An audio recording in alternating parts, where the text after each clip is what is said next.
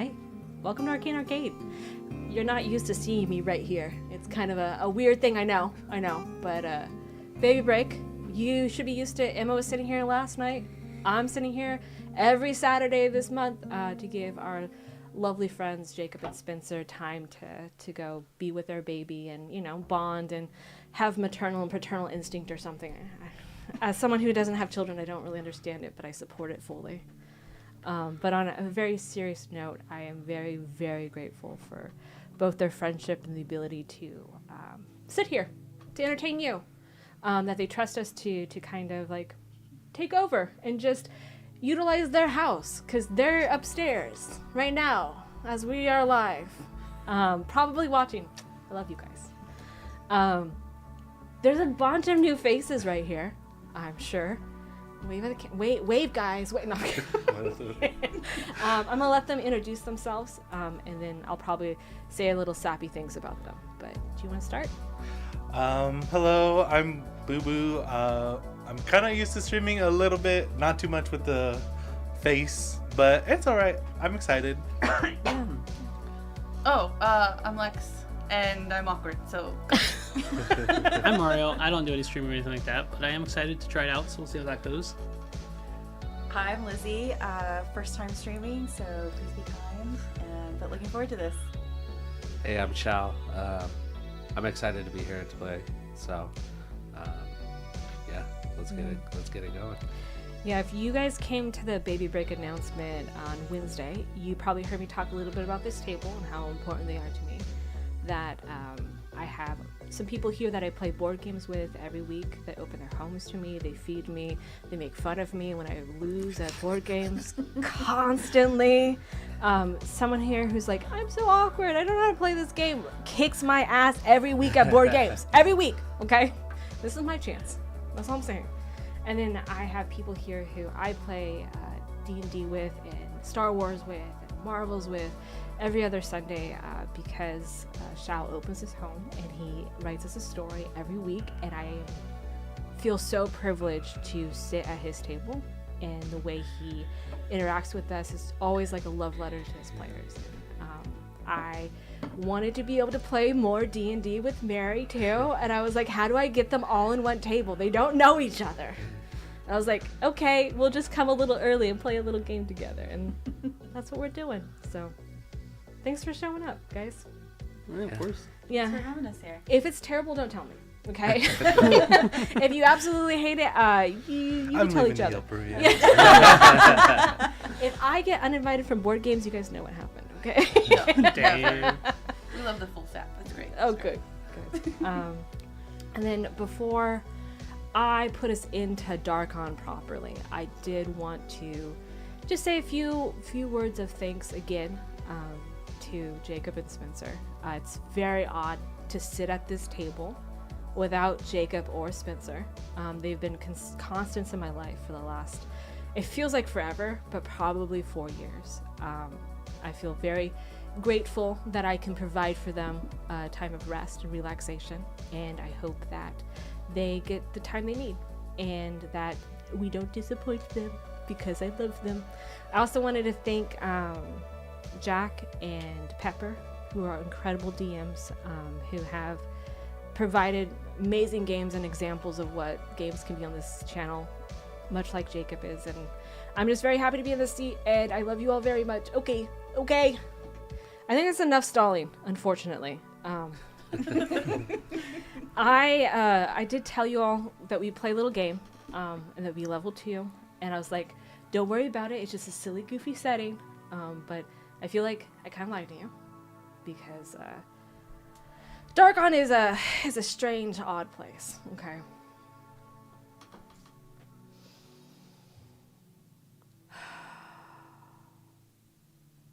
Do you feel that? The heaviness in your lungs when you try to breathe. Almost like you are breathing through a pillowcase. Let's try it again.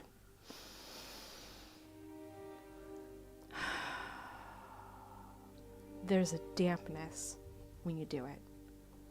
Fog suffocating as you try to breathe through it. Struggle for any sort of air. It's a warning. Not from me, from the dark powers. Not for my players or their characters. They're already doomed by the narrative. That's a warning for you, my sweet audience. Because Darkon is a possessive prison. Those of you who wander your ways into our cities, into our towers, into our fields, sit for a time to even hear a tale, you'll begin to feel memories erode away. The face of your mother, the laughter of your best friend, what it felt like to say I do on your wedding day, will all be eroded away and replaced instead by a person who never existed. Someone who has always been here, who's been living in Darkon, who has a lineage stretching back for centuries. Who you were and what you believed will be written in the Book of Names in the Castle of Vernus at the heart of Darkon. And by the time it is finished being written, you won't even care to seek it out because you'll be afraid of what you'll find. So, my sweet audience, listen at your own peril. Darkon, like all domains of dread in Ravenloft, is a prison designed by the dark powers to ensnare a dark lord. No one knows that better than Aslan Lich, the Lich King of Darkon himself. He has spent centuries trying to make his way out, bargaining whatever he could, desperate for any avenue to leave. Darkon as a realm is 2 continents large. There are 100,000 souls here. There are forests and ancient cities.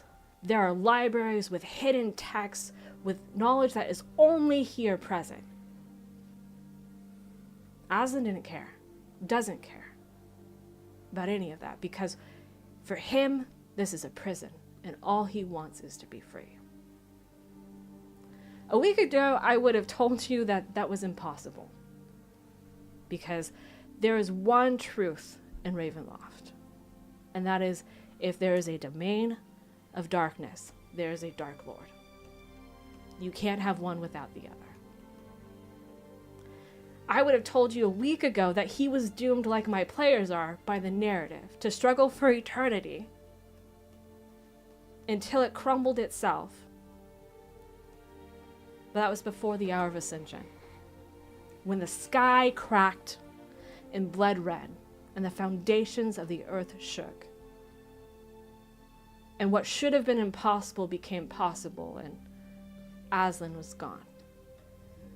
Castle Vernus is suspended in the sky currently, broken, torn asunder. There's rubble, mid-motion, caught in a ritual. And when people look on it in this frozen moment of time as creation and obliteration are trying to touch points, it is like looking on a tidal wave poised to strike the earth and wipe out whatever's on the coastline. Maybe that is why the mists that have kept our borders so securely, who have played favorites with Darkon up until this point, have started to seep in across the land, to erode what should have been firm borders, to eat away at countryside, at farms, at cities, at people. Maybe it was designed as a kindness, so they wouldn't have to suffer the catastrophe that is inevitably coming when the ritual concludes. But the reality is that you're left, my players. You will have to live in this moment of collapse. And you don't know what is coming in the days, weeks, months, or years ahead. You don't know if Darkon will survive, because what good is a prison without a prisoner? But what matters to you is that the village to the south of you was dissolved by mist. What matters to you is that you're alive now and your life has meaning. And pressed at the back of your mind, there is a burning hope in a land that does not kindle hope. That maybe, with the way the mists have seeped in, that it isn't a firm border anymore, and you can make your way out. And that's Darkon. That's our silly, goofy little tale that we're gonna tell in 2 sessions. Something light. Yeah, just a fun little palate cleanser. I know I told you earlier today. You guys are level 2. You unfortunately will not be able to solve the rift that is formed with Aslan leaving, but you are unfortunately living through the collapse of it. So before I set us properly in a scene and let you guys kind of run wild with it, any questions? I know it was a lot. I word vomited at you. That was great. Oh, thank you. So we're just Oh, no. Thank you. so we're all just background characters in the story. No. Soon I'm gonna be like, okay, now you guys tell the story. I'm gonna go to the bathroom. Okay. If no one has any questions, then what I'm gonna do is I'm going to put us into our little village. It's a place where some of you've grown up. Some of you have just arrived from the ocean, from a ship a week ago, but some of you have built lives here and have shops here and have inroads into the politics. It is a day of spring awakening. It's usually a celebration where everyone is eating cakes and there's a maypole in the center of the town that children dance around and like have flower crowns, etc., etc. It's a good time. Okay. We'll start our day with, I think, Elise maybe walking out her front door. Elise is a 57-year-old human woman. As she walks out her door, like she does every day, she feels her age getting to her. The stride that she once had as a young woman is no longer the same. The way that she breathes is like there's a struggle in her breathing that wasn't there before. And she sits in her chair once again like she normally does and just gazes into the hopelessness. But even as she gazes into the hopelessness, there's like a kindle in her eyes and a furnace in her heart that still is like, we can do this. If one thing I have left, I have my wits about me. And I believe that's who Elise is in That's her heart. perfect. Yeah. What's her goal? Is stepping out this front door. Where is she going? I believe Elise's main goal and what she does every morning is to capture the information of the busyness of everybody's life, because information is everything for a merchant. Absolutely. Everything that happens in the town, she knows. Nothing goes beyond the eyes of the crimson thread. She knows all, sees all, and she trades with everybody, and in her bartering and in her interactions with all, she tends to pull information that they weren't so happy to give away, but she's gladly taking. But as she sits out and looks about, she sees the remaining few children joyously playing with stones and just throwing them about like almost like a ball, but that's the only thing that remains are stones. And she just kind of like gazes at their youth and just reminded of just that street urchin life of just living on whatever's on the street, whatever there is to survive. Absolutely. I think probably with these street urchins that are out playing, there's this little ramshackled little stall that says fortune telling, like painted on it, and maybe a little gnome is sitting there. Yeah, in the fortune telling shack that's like just pretty poorly put together, haphazardly. There's a little gnome in there, probably about 300 years old. Ancient. He's been around for forever. And his name is Rudvig. as far as gnomes go, he's probably on the shorter side of gnomes. Yeah. Especially with the age, as you get older, you get a little bit Shrink a little. shrink. I wouldn't know anything about that. And he makes his money during the day, fortune telling, doing tarot cards, telling futures, palm readings, whatever he can do to get that couple coins from whoever is looking for advice. And he has 2 different colored eyes, one of which is kind of like a milky white, and then the other a bright blue. And for him, he never sees in the present.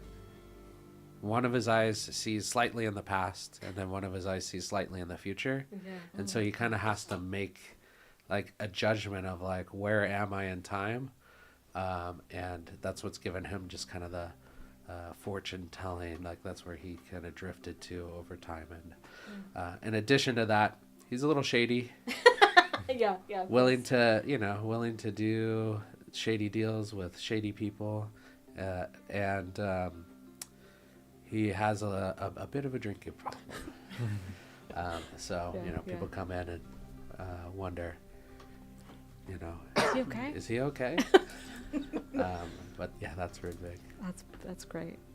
Probably wandering down the street is someone who is newer to this town, who is still trying to get their land legs on them. And I think that's Ika. What are you doing?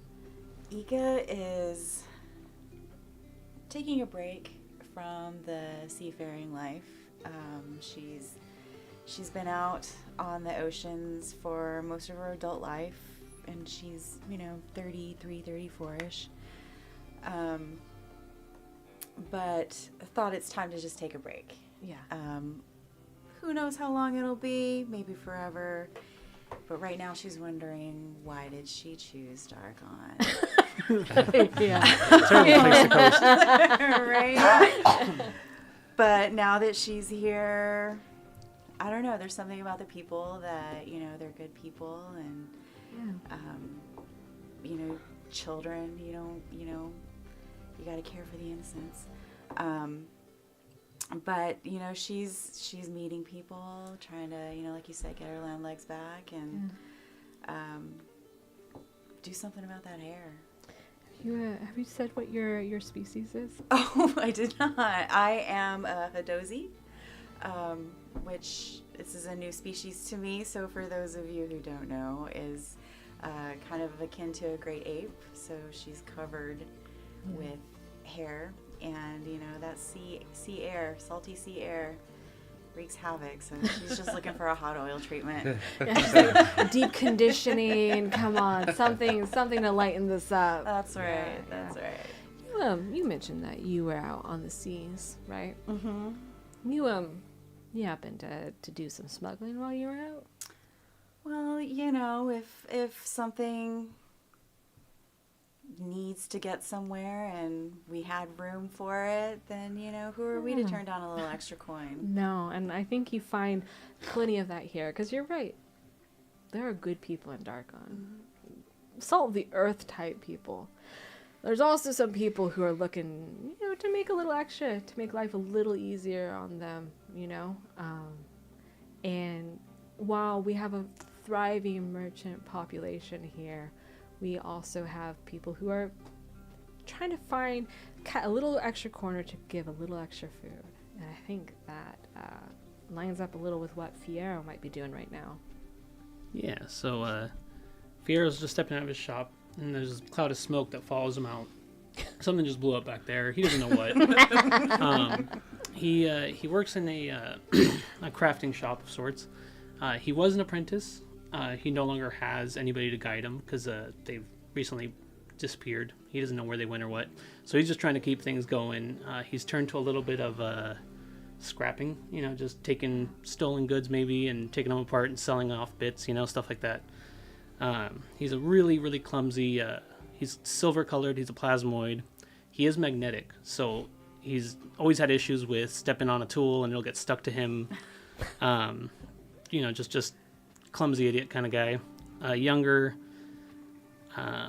So he's just trying to figure out. He doesn't really have a direction in life, He's just trying to figure out what to do. And that's pretty much it. I don't know. He's yeah. Your shop definitely has like a crate ready to try to find a home to smuggle out at some point. Yeah. But right now, I think Ludwig and Elise, you both key into this at the same moment. Ludwig, with your eyes seeing both future and past, you know that this urchin's about to do some dumb shit, okay? And you're so attuned to it because you've been that person before. You see this urchin take a look at this bakery stall that has the most delicious looking cupcakes that are just hanging out there. Will not provide you any real substance, right? But will be delicious. And they look both ways. And then they don't just grab one. They try to grab the entire plate. Amber, what do you do? I don't know. I didn't even notice. I was over here making my little cupcakes. I didn't notice anything. That's valid. You just are like having a fun time, I decorating. got my little whisk. We're going. We What- didn't notice anything. What do you look like? I have pink skin, and then like my horns are like a darker pink. I have my little apron on, probably covered in flour, most likely, or some kind of colorful frosting, I'm sure. And then I got my little like bread whisk that's always like in my pocket or somewhere around me. That's perfect. I think while you're doing that and you're like whisking up flour, getting ready to bake some more, this urchin grabs the entire platter above their head and like just starts running down the street. You have cupcakes flying off. You guys do anything about that? You all see it Roll happening. perception, or do we No, yeah, this one, What are you doing? this guy is not being stealthy. This little urchin, oh, he's like, I've gotten away with it and I'm booking it. It's just running. Like as this urchin runs by me, I grab a cupcake. Carry on. Easy enough. One cupcake for you. I'm gonna step out and try to intimidate him, knowing that that's where I usually daily go to go get my cupcakes. I ain't gonna have this, It's true. Like, if she keeps giving away for free, like, there will be no more cupcakes. Right? Go ahead, step out. Let me know, how are you being intimidating? Well, I mean, tripping over myself, probably not very, but still stumbling, covered out in smoke and stuff. I'm gonna come up to him and be like, all right, now this isn't gonna happen. You hold out one hand like this. Roll me an intimidation check. Is that a 20? Yeah, roll me a d20. 19. Ooh, plus.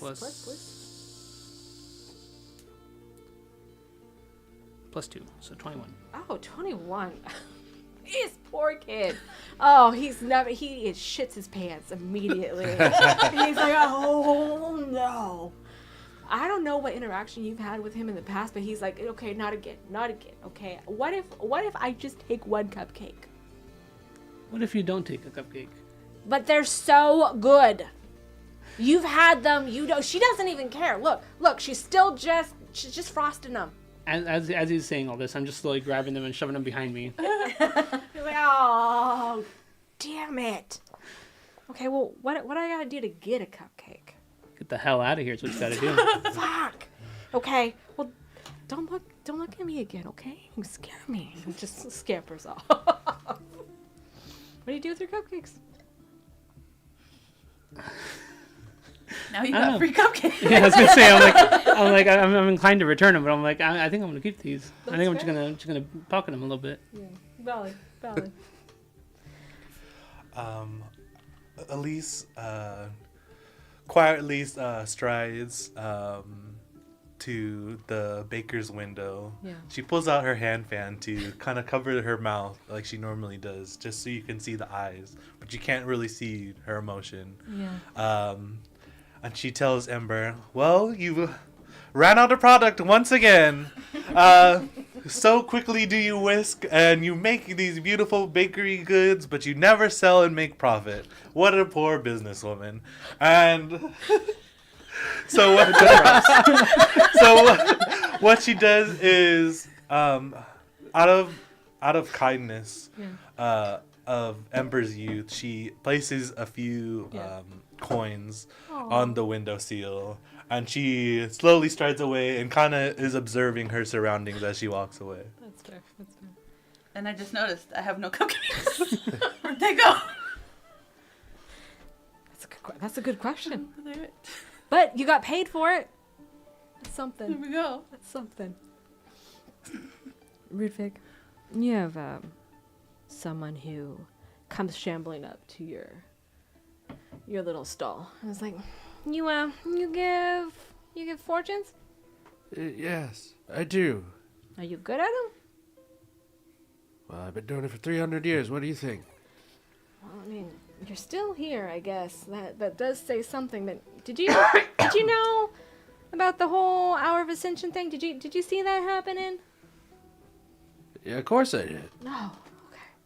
Of course. No. Okay. Why wouldn't I? Well, I don't know. You just seem like if you did know, maybe you wouldn't be sitting here. Maybe you would have, Well, gotten good out or question. something. I mean, I got these little tiny legs, Oh. and I'm old. It's hard to move. I forgot about your age, good sir. I How apologize. could you forget? Look at my skin. He I shouldn't touch people without permission. I'm sorry, but you did. Okay, hello. Do you have a fortune for me? Of course. Do you have coin?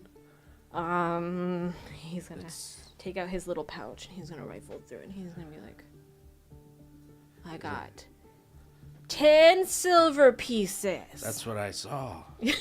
Oh, he knew. Anyone could guess I had 10 silver pieces. He's like, all right, well, and he puts it like in Yeah. a little bag. And he takes out a crystal ball. Yeah. He puts it on the table. He's like, oh, sorry. And he kind of like has to polish it a little bit. 'Cause Yeah. It's kind of... I've seen some better days. Yeah, it's seen some better days. He kind of licks his finger. All right. What do you want to know? My sister went missing Oh, 2 days ago. older or younger? Older. Wait, shouldn't you know that? It was a trick question. Oh, okay. Of course I did. Yeah. Okay, so older sister. Older sister. She was answering like a call. I don't really got a lot of details about it, but she hasn't come home yet. Oh, Do you know what happened to her? well, let me see. Do you have something of hers that maybe I can... No, of course. And he's gonna open up and he's gonna pull out like a little very simple necklace. He like grabs it, kind of like puts it in his hands. Yeah. He's like, and you said she was older, right? Yep. Older sibling. Okay. Oh no. He's like, oh, okay.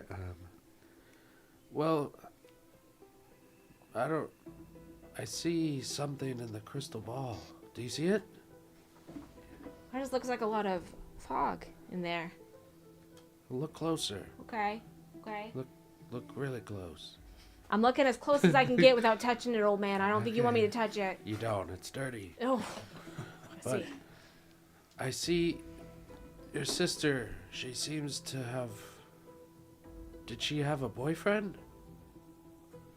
Yeah, I think she did. Oh, did he... Was he in the town to the south? I mean, yeah. Yeah, I think she went to visit him. That's what I see. Oh shit. Oh, Do you think they got out? well, do you have more coin? That's a good question. Let me look. I have 10 silver pieces. That's perfect.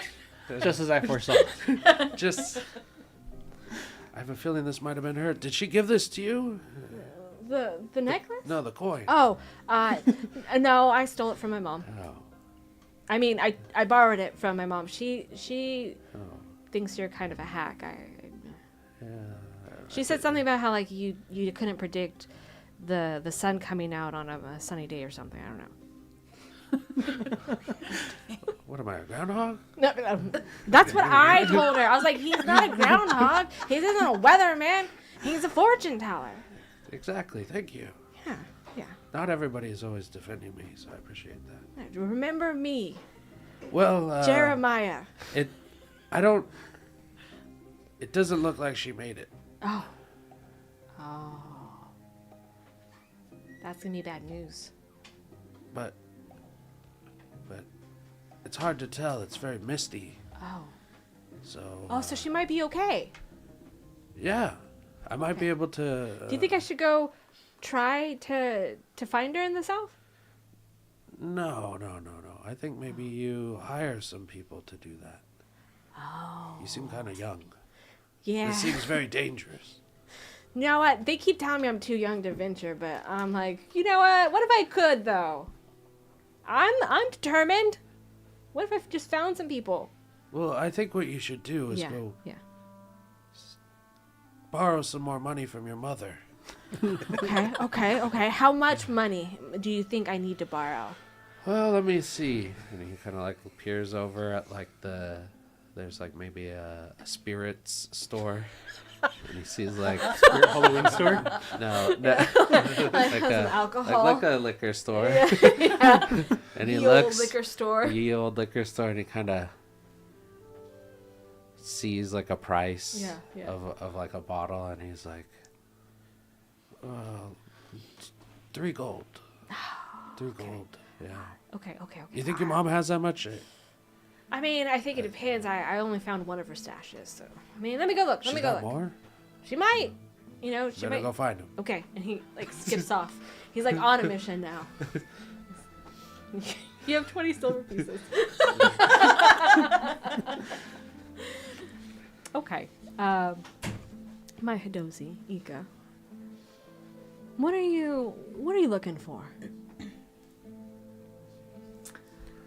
I think I'm just still trying to get my bearings. Just kind of wandering around town.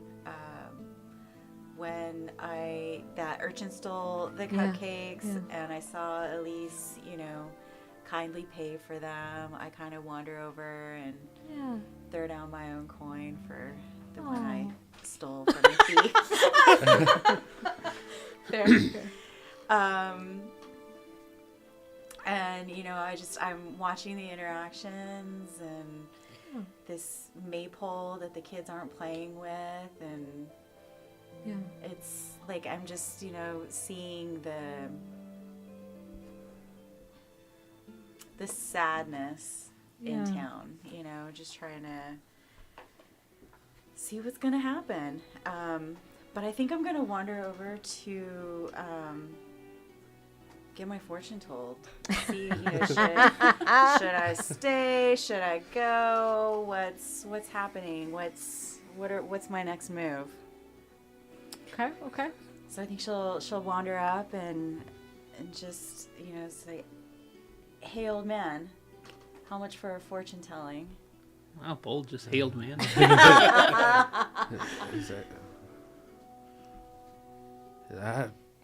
What are you?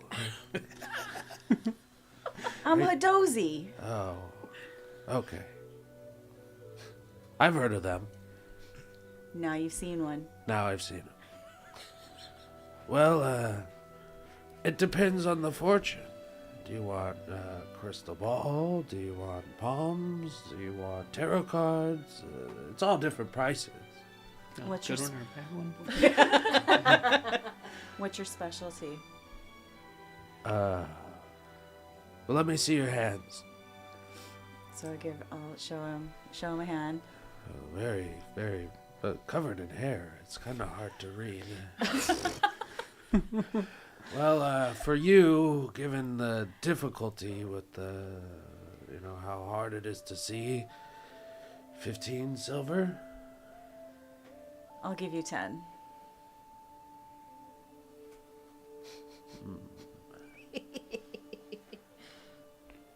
Okay. But just because I've been able to, I can now say I've seen one of these people. What are you again? The dozy. Hadozis. That's, She I knew you were she gonna say reaches that. for the ear trumpet. Oh, there it it is. echoes. I can hear perfectly now. Well, just lay your palms out and I'll read them. All right. Oh. What was the question again? Oh, yeah, I forgot to ask the question. What?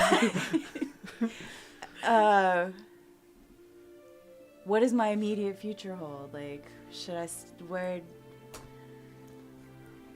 stay here or should I move on? Rudvig, as you touch Ika, whether you share this or not, something washes over you. You had a vision of Ika in front of you, a silvery, a plasmoid, pink-haired tiefling, and a human woman that you've come to recognize in the forest, surrounded by mists, and poppets, hag poppets, strung in the trees around you. And you're back. And hag puppets. Poppets, are like little, little dolls. little dolls. Okay. Yeah, Of hags. little creepy. Little yeah, puppets of hags. you should say they're poppets of the little dolls that are creepy looking that hags put into trees. Oh, okay. Oh. He's like really surprised by this. He's like, oh, this doesn't usually happen. I mean, it happens every time. But how familiar are you with hags? Not very.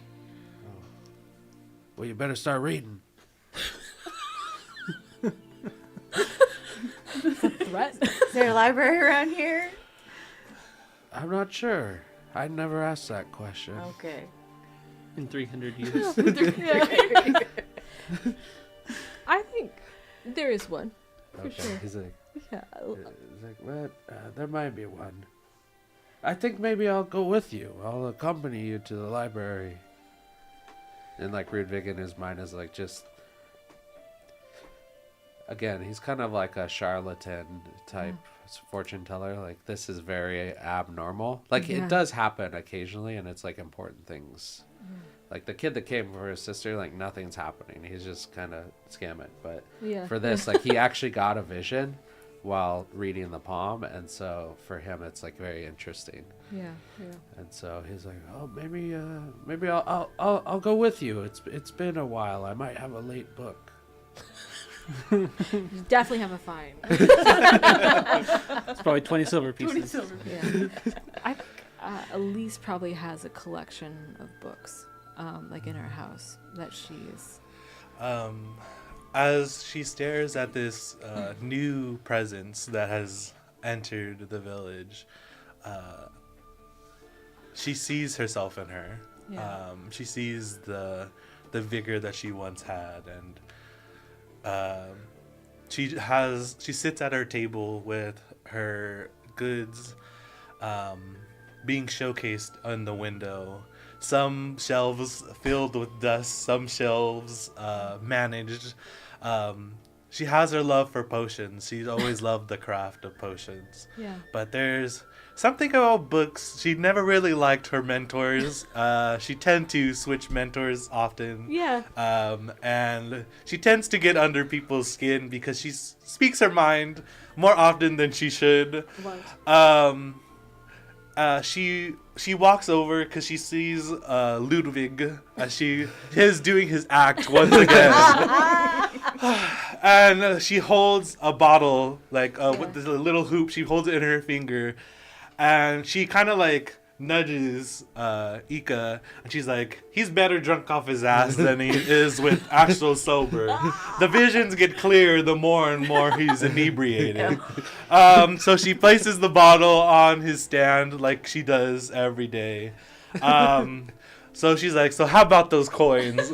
And she like puts out her wrinkly hand, and she kind of like curls her fingers like, "Give me the money." To Ruvik, Rubik's like, oh, you always have the best drinks. Of course. Business was pretty good today. And he just gladly like slides 20 silver pieces like across. Oh, And he like always a pleasure, Ludwig. Uncork- Always a pleasure. uncorks the bottle and like he's like, oh, I think I might have had this book of yours. It might be late. And he hands it. It is filthy. Filthy! She gets her fan and she like drags it. She refuses to touch it. She pulls her handkerchief out of her bosom and flips through the pages. Some that happen to be stuck from the excessive alcohol stain. Yeah. As you get further into the book, it was hollowed out and there's like a little flask in there. And he's like, oh wait, Not that part. I'll keep this. And he reaches and grabs it. Once again, Here's another 10 to replace the book. Sorry. she puts it in her coin purse, and you see a sense of like of sadness, because this is one of the books she cherished from an old friend that she used to speak with that has long lost life. And she looks at Ika. She's like, so what are you doing here? You don't really fit in here. Well, when I was sailing with my ship, we stopped at Darkon in the past, and it seemed fair enough place to take a break, but, since coming here, this is not what I remember. This is what happened. This is different. Well, I'm sure you haven't seen much extravagance as a sea dog. You've probably seen very little of extravagance and the nobility that I have seen. And she kind of leans in, like, close, like, uncomfortably close to look at Ika. Her Just kind of leans back a little bit. her vision isn't what it used to be. Oh, yes. That flicker of hope, I see it. There's something. And she leans back. So what did the scammer tell you? That I need to study up on hags. Hags. Yeah, you know about them, right? Yeah, I'm looking at one right now. He kind of like looks behind. They're here? As she hears the topic of hags, you see a spry in her step, and she scurries along into her shop, and you can see her through her glass in her window, and she's like pushing her books around, and she grabs a book and she blows the dust off of it, and as she's walking out, she's like grabbing the spider and like tossing it. Yes, this is the book that you're looking for. It'll only cost you, let me think. A good 50 gold sounds good to me. Ika, you do not have 50 gold. I'm gonna help you right I now. do not. I You- do not you have have- 50 gold. You have gold for sure. 50 gold though. No, definitely not. But something that is far more precious than gold is favors. Favors with only yeses to them. Now, are you willing to make a barter? It depends on what you're asking. Oh, that's the secret. You can only say yes.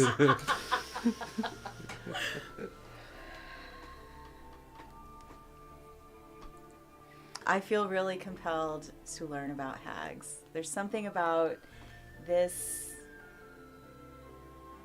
man, old wizard, that compels me to learn about hags. Yes, I will owe you a favor. She I doesn't think- take no for an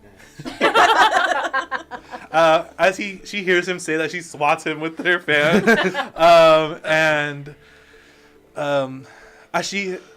I think in Ika, she wants her to leave. Like, she doesn't want her to stay. She wants to help her to get her gone, because she doesn't want her to die like the many that she's seen before her. I think she sees the life that Ika can have and the journey that she hasn't fully discovered yet. She hands over the book, and she kind of like caresses Ika's cheek and just like pulls her hand away, like, "Oop, maybe I shouldn't have done that." It's a little overly familiar. Yeah. Here you are. All right. Thank you. I guess I'll just hang out until you ask for a favor. Oh, but even better than that, she pulls out a contract. And she pulls out a pin, and she just stabs into her finger a little bit just so the blood can be used as ink.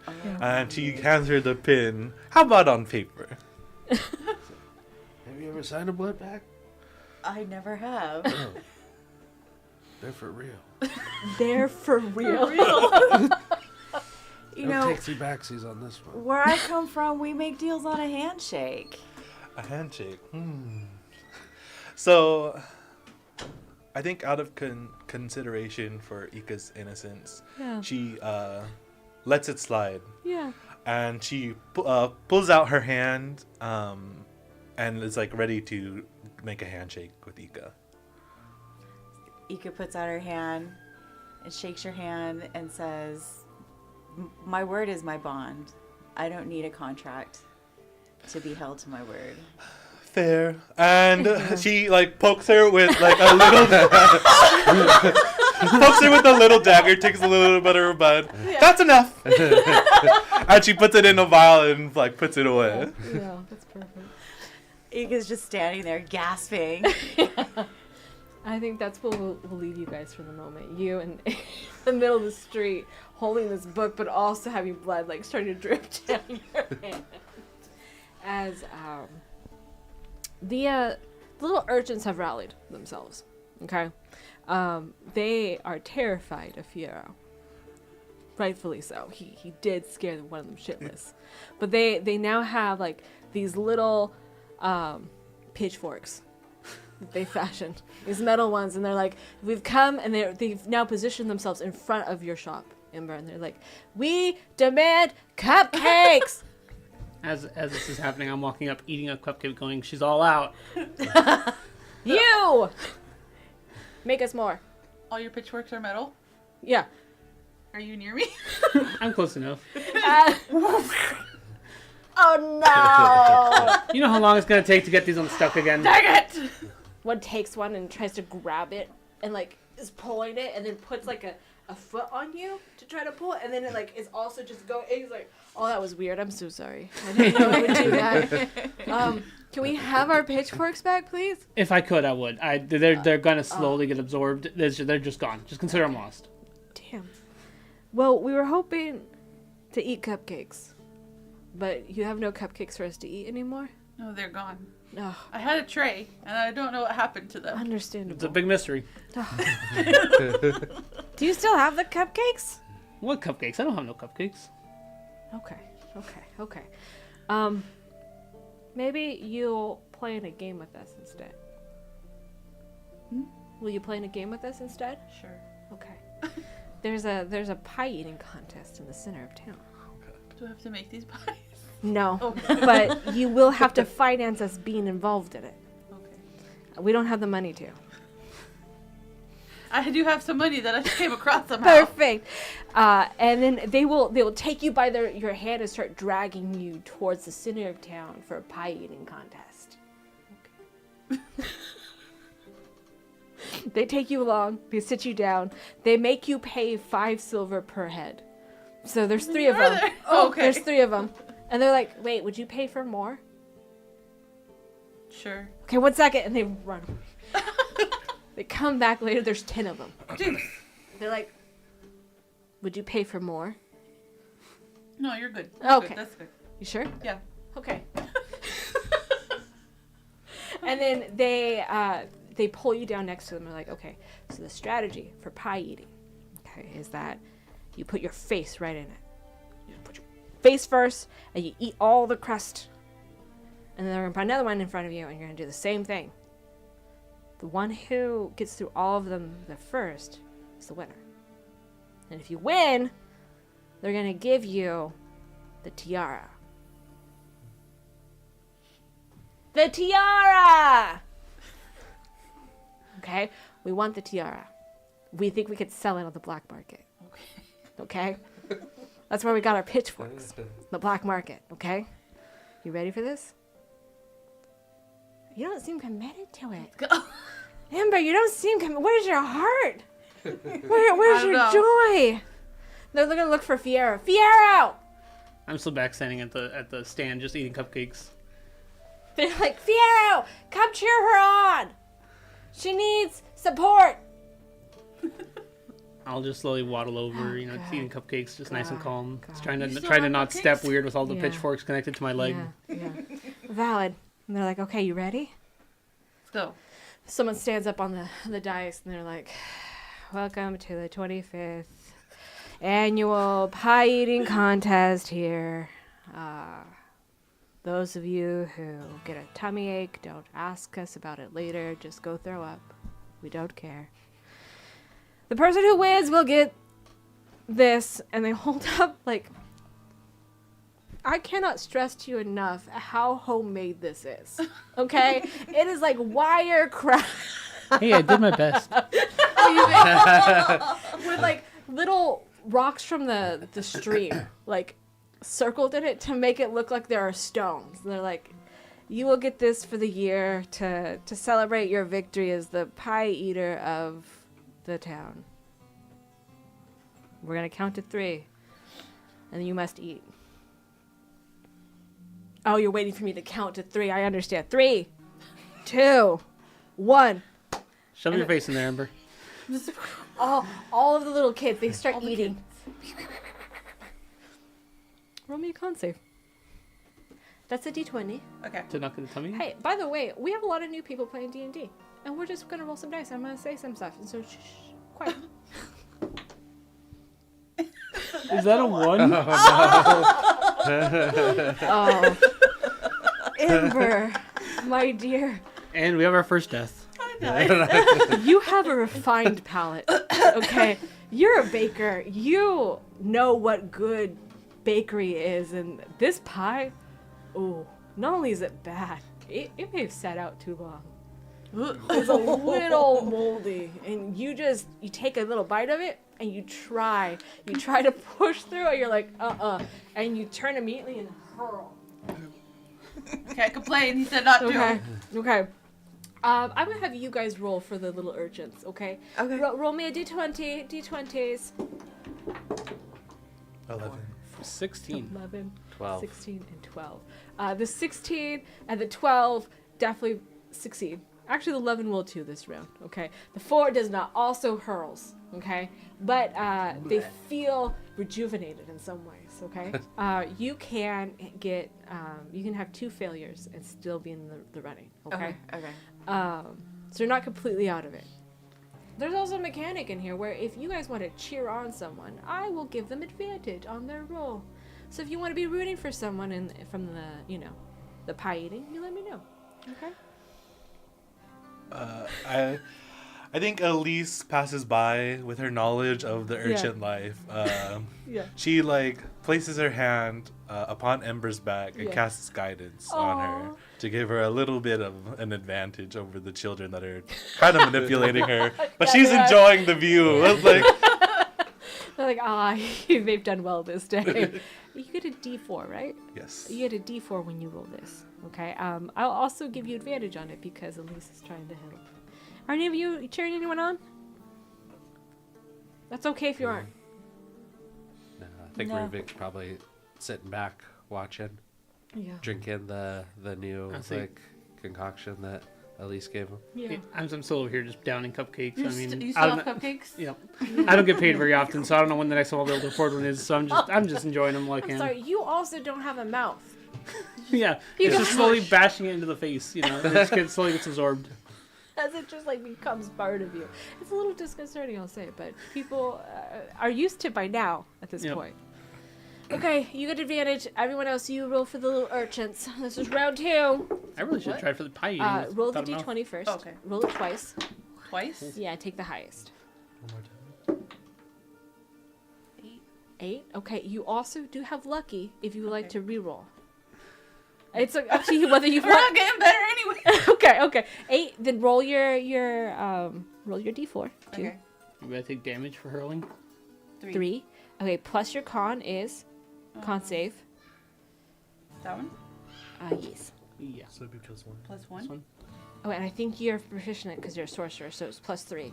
So 8 plus 3 is 11 plus 3 is 14. That's a success. Okay. That's a success. Okay, well, what was yours? 19.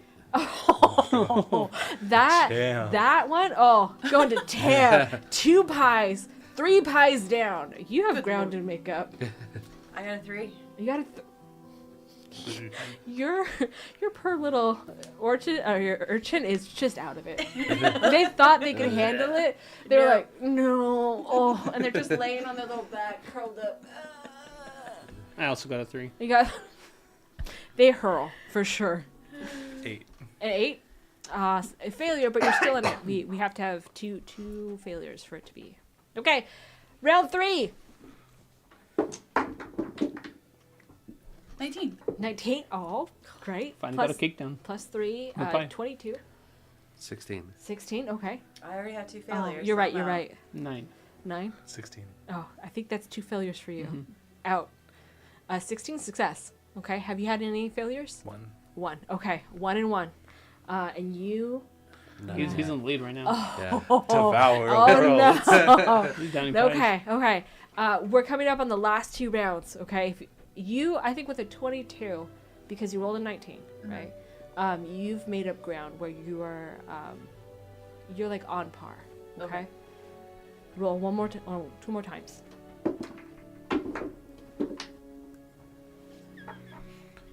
You have lucky. If you want to re-roll, it's up to you. You're gonna slowly choke on this pie. Okay, I'll roll it again. Okay. Okay. 9. It's an 8. Ooh. Okay. 8. Nat 20. Oh. Hey. Oh, with ease you make Finish it all your through, pies. and you start the next one. You've made up for ground 2 now. You're probably at par with everyone else. You rolled an 8, 9. 9 plus your 3, so that's a 12. Okay, barely hanging on. One more.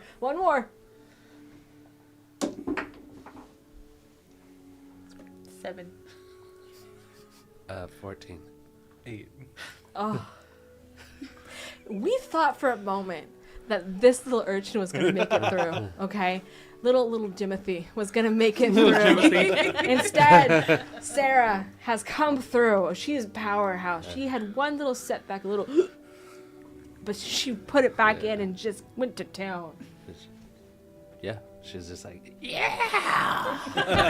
Stands up with the pie tin Yeah. like above her head. Crushes it down. Yeah. Over her knee. You unfortunately do not win the tiara, but Sarah does. And they bring it out to them, and they look at Sarah, and they then look at Ember, and they're like, "I'm sorry, did you pay for them to enter?" Yeah. Okay, if I give this to you, you have to bring it back. I will. This is the 3rd one we've made. You won't have to make any more. Okay, we're trusting you with this, with our I town glory. promise. We can't doubt that. Okay? They give you the little tiara, they put it on your head. Yeah. They're like, behold, the winner of the pie eating contest. Yay! Yay! While this is going on, for those of you who are in the audience, there have been people milling about who are not from the town. Which isn't necessarily a weird thing because you are on a trade route. You do have visitors occasionally come by. But there's just something weird about the way they are presenting themselves. If anyone wants to, they can roll a perception check. Or an insight check. Sure. I don't see shit. I got a 2. Valid. You're eating cupcakes. Yeah, no, I'm a little busy just mashing cupcakes in my face. My passive perception is 13. Okay. I did not roll well, so. Valid. Yeah, same as her. Passive Okay. 13. I got a 25 Okay. for insight. Oh, perfect. I think what you guys notice is, from your 13 passive perceptions, is that the way their cloaks are sewn is in the style and the fashion of the people from the village to the south of you. What you notice is that they are sizing people up. Like, they are looking for the people that they can separate out who might be easy marks. And they're kind of like conspiring with each other, like creating a list. Congratulations to Sarah! Yay! Winner of the pie eating contest! We love that. What do you guys want to do?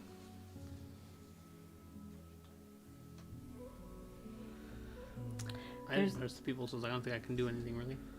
You guys, So- somebody needs to do something so I'll notice something. So I see them making a list. Yeah.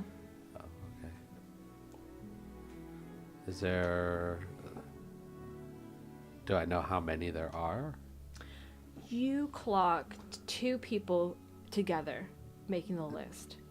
But you also notice there's like 3 or 4 others scattered throughout the village. Okay. And they're unfamiliar to me. You've not really seen them before. Okay. The speaker gets up. He's like, "This concludes our pie eating contest, but should you wish to, we have a foot race and a nice little relay race down the way. 5 silver for entry. Make your way that way. That way. Which Goodbye. way? That way." Thanks. Yeah, of course. Ah, Rudvig. You drinking again? No, I kicked that habit Oh, good. minutes ago. So glad. I'm so glad that your sobriety's going as well as it is. Keep it up. May wander away.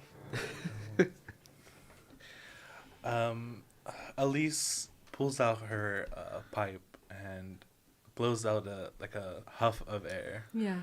from the pipe, and she kind of begins to study these people. She's used to sitting outside watching the people that come and go, and she's not familiar with these faces. And she kind of sees one getting closer and closer. Yeah. And just her fashion, she kind of moves around Ika and pushes her into the prison. Yeah. Okay. You get pushed into someone. Oh, excuse me. I'm so sorry. And like put my hands on their Yeah. shoulders and kind of Steady 'em. steady me, steady them. I think there's a moment where like there's a natural instinct when you get bumped into someone, be like, "Oh, sorry," and then they're like, "Yeah, don't worry about it. Don't worry about it," and then they like try to continue to move away from you.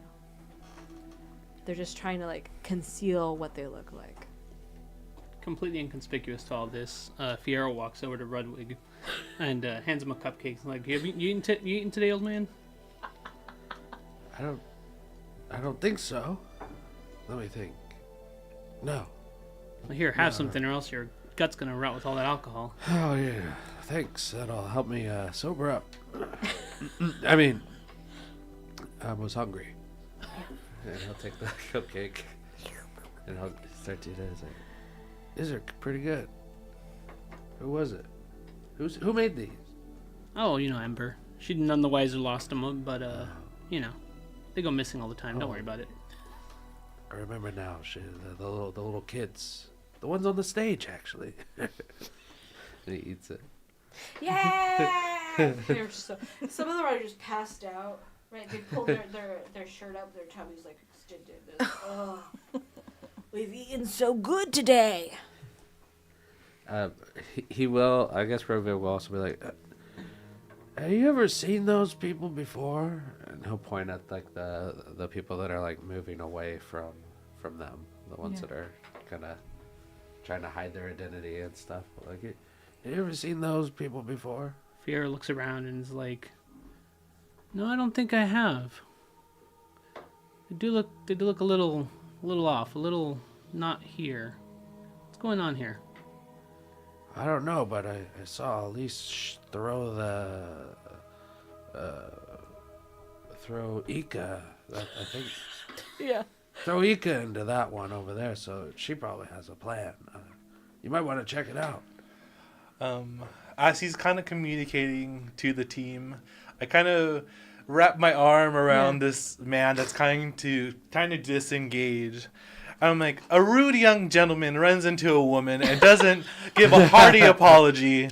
So common these days. Like And she Damn she kid. kind of like gets in his face Yeah. like this a little bit. Yeah. And I think more than apology is deserved. Yeah, I think when you do that, you get like a really good glimpse of what this person looks like, right? And it's definitely, well, I said that you did not recognize them.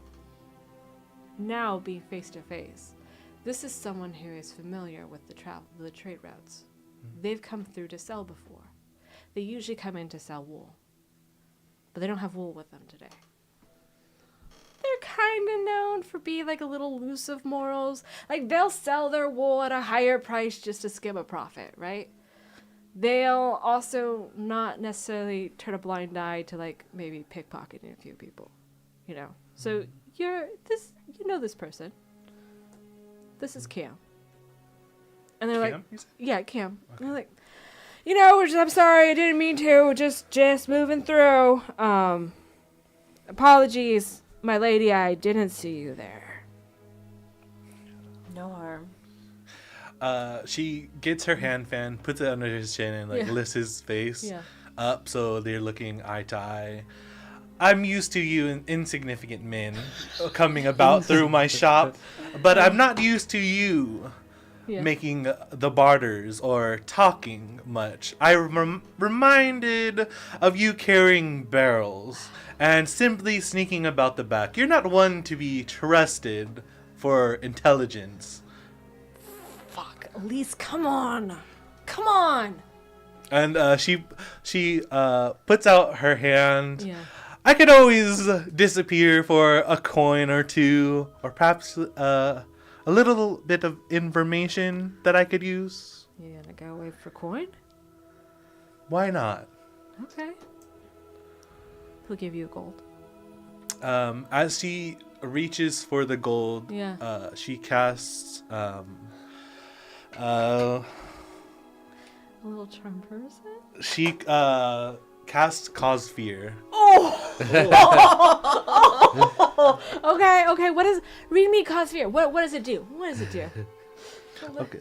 You awaken the sense of mortality in one creature you can see within range. This target must succeed a wisdom saving throw or become frightened until the spell ends. Okay. I don't think Cam's very wise.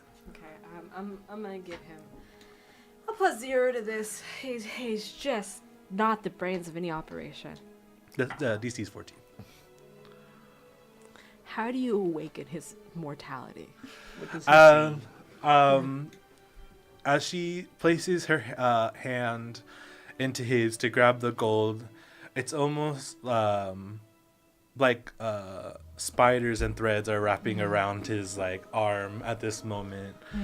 I need more than coin, boy. And he could just feel the dread just like creeping up his arm. And just like, it's almost like a numbing feeling of like his arms like disappearing as they go up his arm.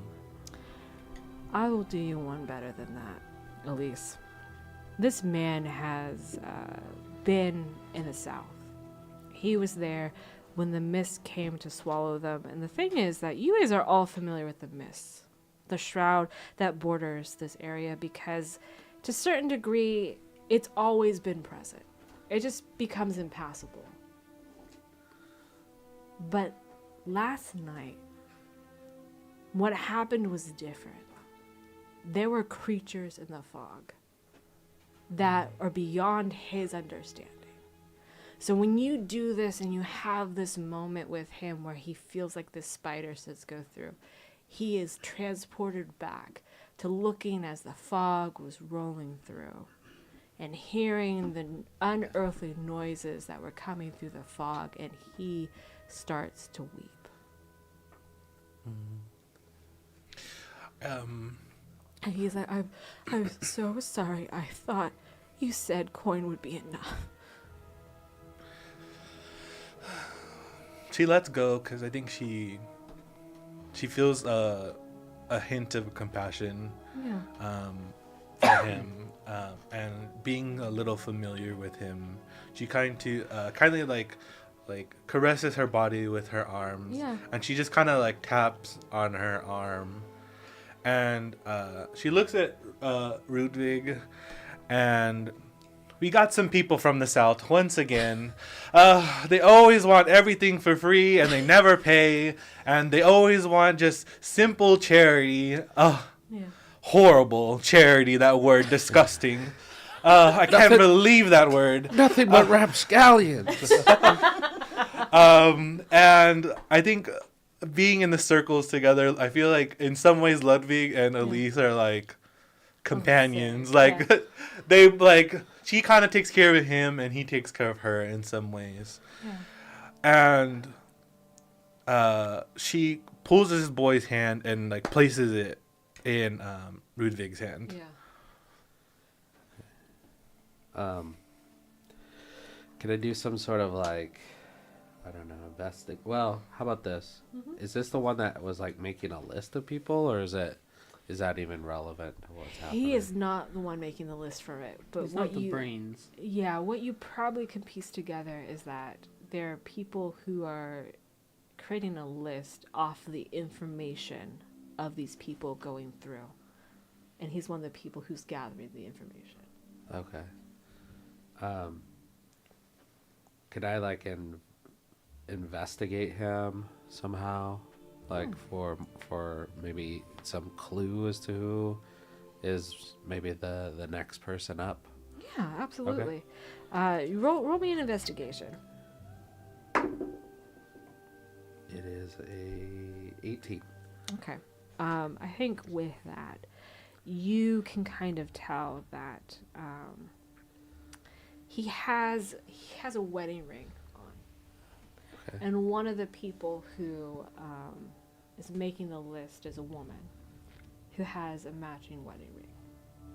So I think you can put together from that okay, his wife is quite possibly someone he's reporting to who has more information potentially. I think what he would do, like having the hand placed in his hand, is he would just try to do some sort of like palm reading, right? Yeah. And like, but I don't think he would get a vision similar to like he did with Ika, but he'll do something kind of scammy to scare, because this kid is already like on the edge. Yeah, he is. After everything. Yeah. So be like, oh no. Do you see this line right here? And he points at one right there. He's like, that's your lifeline. Oh, shit. What's it saying? You don't have long. Oh, God. Do you have any loved ones? I mean, yeah, I do. I see a wife. She's crying. Oh, my God. I'm going to leave her widowed? Yeah. You might want to tell her immediately. You think you're going to die now? Like 24 hours or less? 5 minutes. Oh, shit. He bolts. He bolts. If you let him go, he's going to go straight to her. Okay? And he just you lets awoke it. mortality within him. He only knows fear. And you're going to see him because like he pushes people aside. Like he shoves a kid out of the way and like goes directly to her and like is like shaking and is like... Yeah, and like Ruben would probably take out like a little flask and take a sip and then look at Fiora and be like, I think that's the one that we want to really maybe rough up a bit.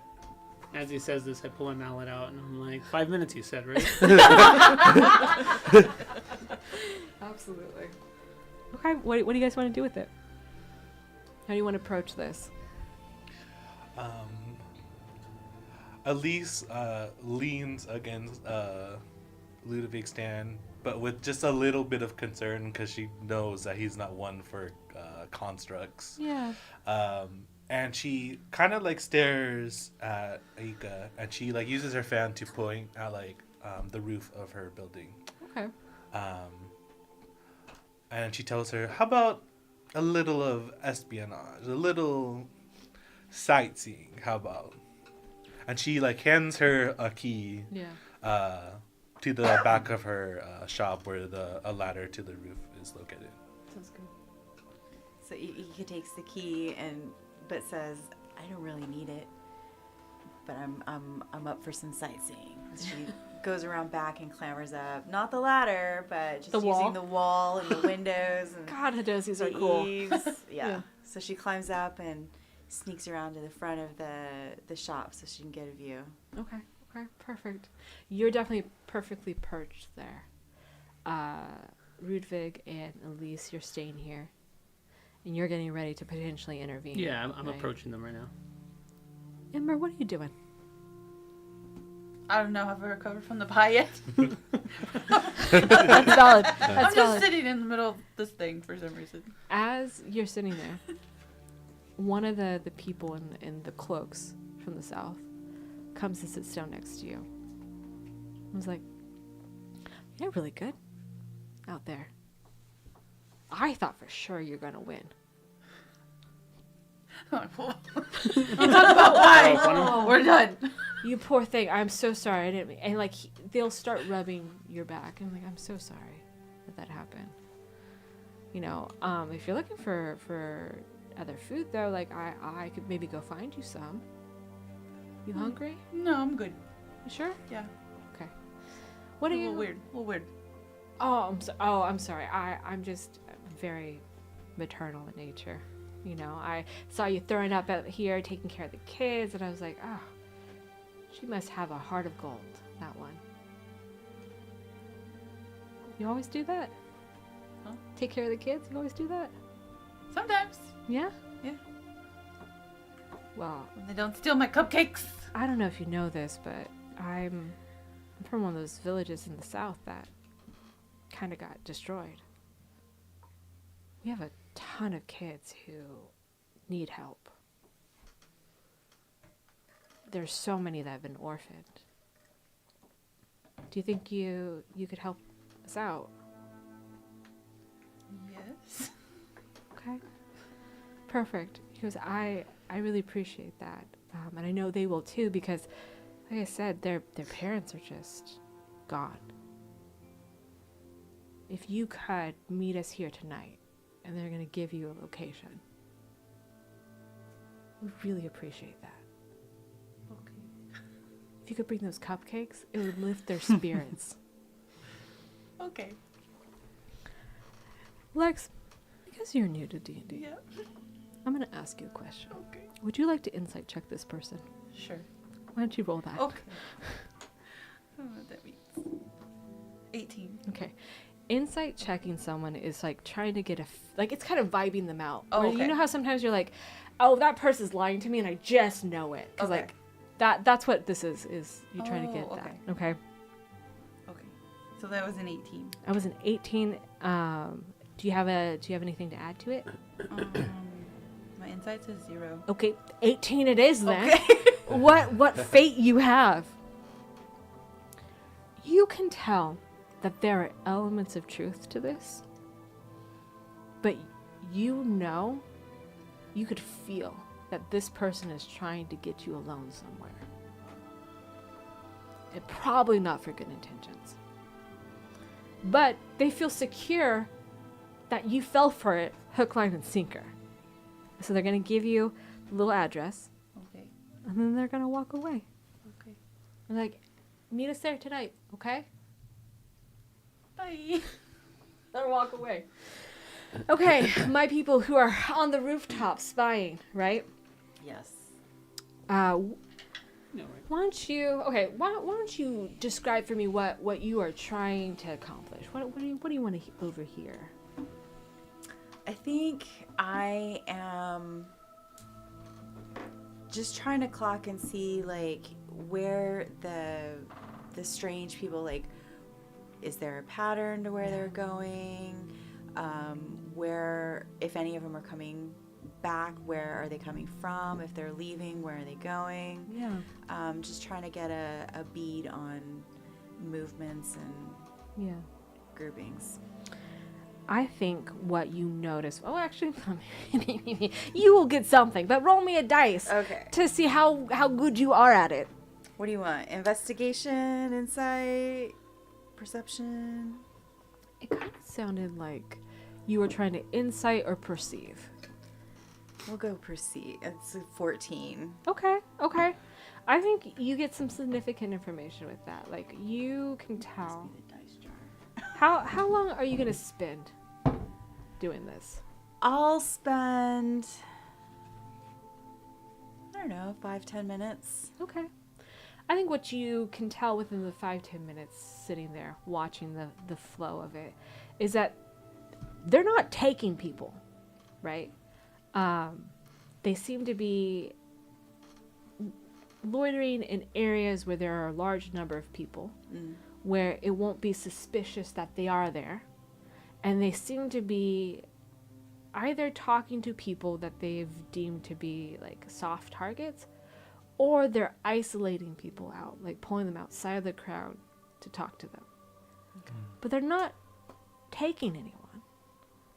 And then after that, I don't know, probably 3 minutes after they've made contact, they'll cycle back up to one of those people with the list and give them information. And you see almost like a tallying happening. That's what you see. Okay.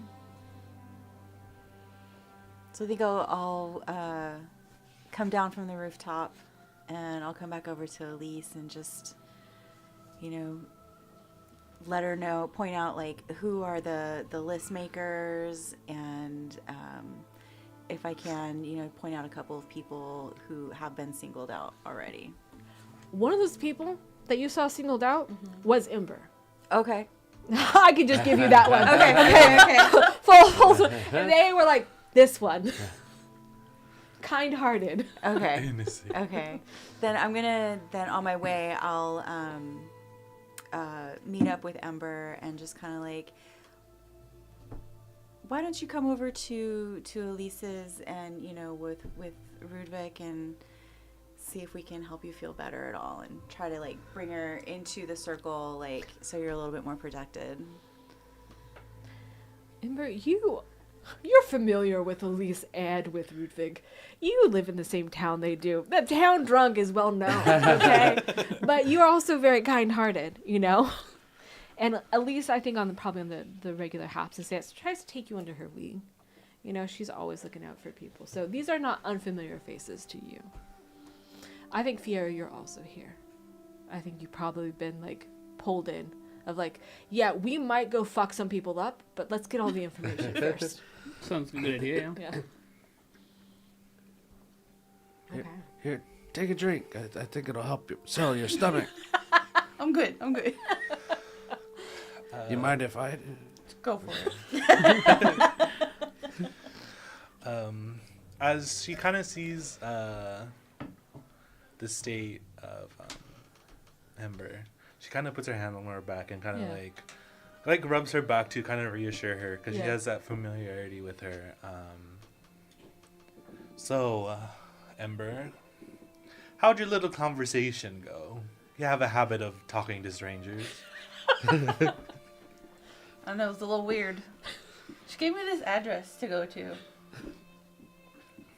The worst part is not even like a real address. It's like the clearing in the woods underneath the moonlight.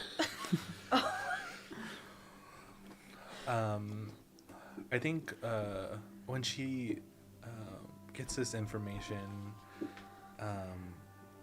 Elise goes to her shop to kind of get a map, because she's not super familiar with the South. She can't quite remember like she used to. Sure.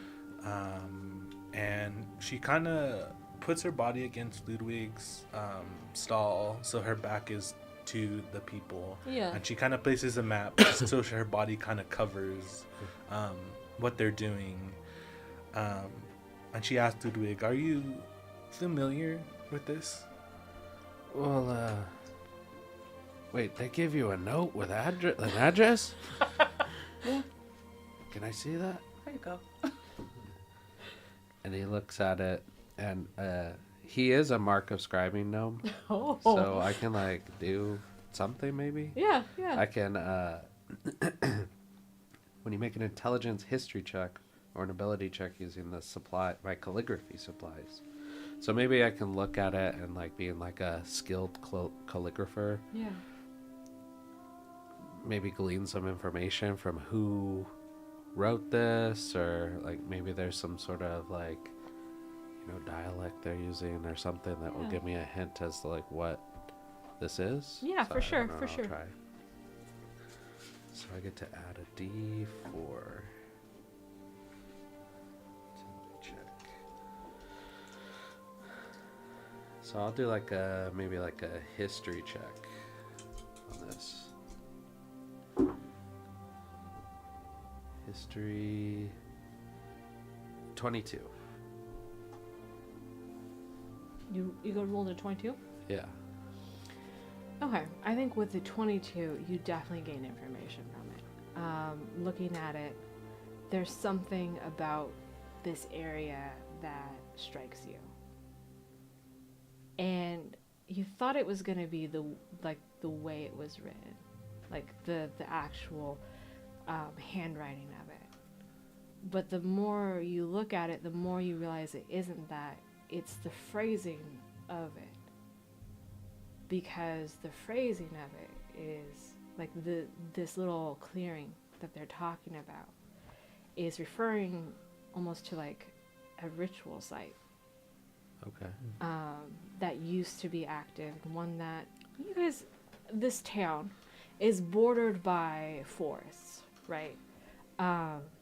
As a town, you guys are used to the wild trying to encroach into it, and the wild not just being like deers and shit like that. We're talking about zombies. We're talking about monsters. We're talking about hags trying to push back into civilization and then being pushed back out by your town. So you're kind of used to this. But when you're looking at this ritual spot, you're like, that is a location. And the way it's referred to is the location the way a hag would refer to it. Okay. He's like, oh, well, it's kind of strange because remember how I was saying she was having hacks? Like sorry. And he like kind of hiccups a little bit. She needed to know about hacks. Remember that? I do. Bits and pieces of it. Well, this note that our friend Ember, our sweet friend, so sweet, makes sweets. That's what I meant. She makes sweets. Anyway, the note that she got from those people is written in a way that a hag would write it about, like, this location. I don't think you should go. He's like, gets a little hiccup. Well, not alone, at least. Not alone.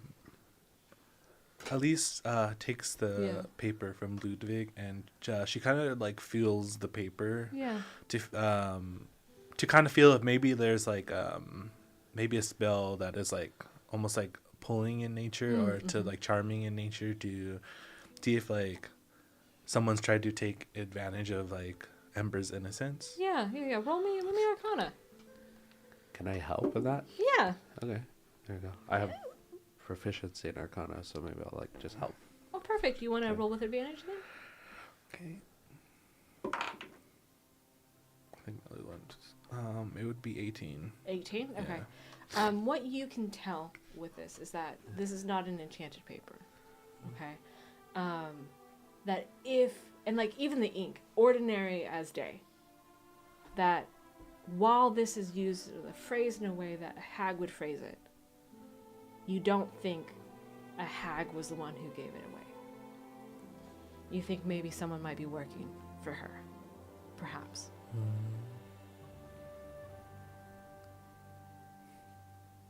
They just were like, she's sweet-natured. She'll just do this. There are children at stake.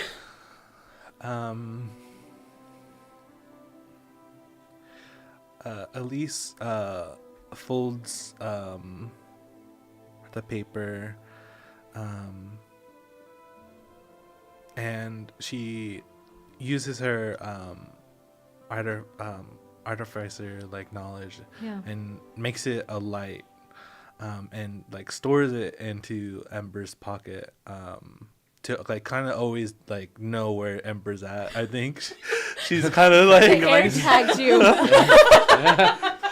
to just have always know where she is, because I think she deeply cares for everyone in this village in her own unique way. Like, I think she comes off a little rigid, but she has a big heart underneath.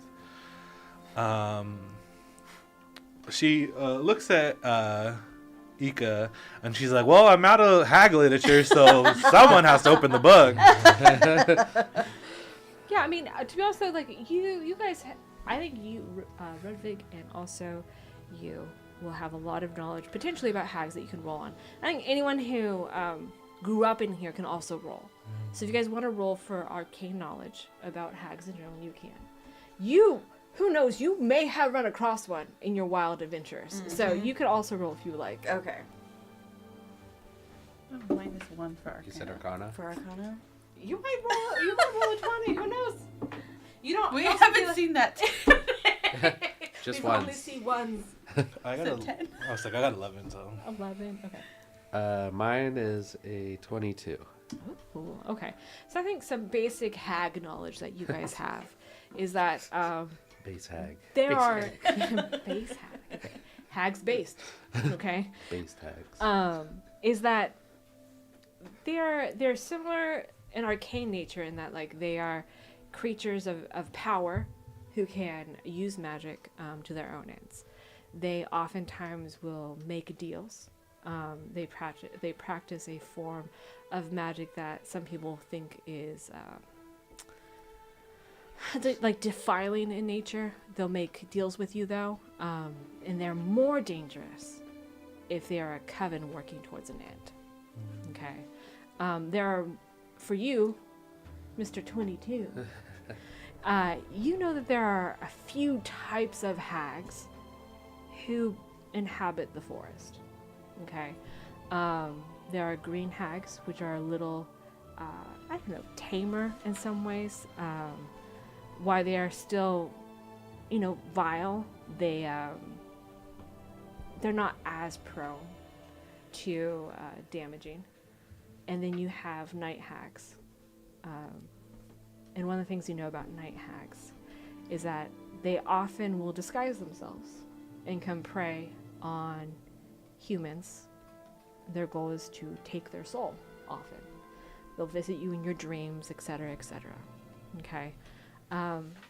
Hags aren't necessarily a creature that you have to kill on sight. They're intelligent. They're able to be bartered with. They often have their own plans that they're putting into place. But if a hag is set its sights on you, that's usually not for good. They're not usually wishing you well. I think that's kind of like some base knowledge you just have. And if you want more knowledge, I will pull out the book and we'll read about hags together. I guess maybe Ruben would just say, like, I think we should just maybe hope that it's not a night hag.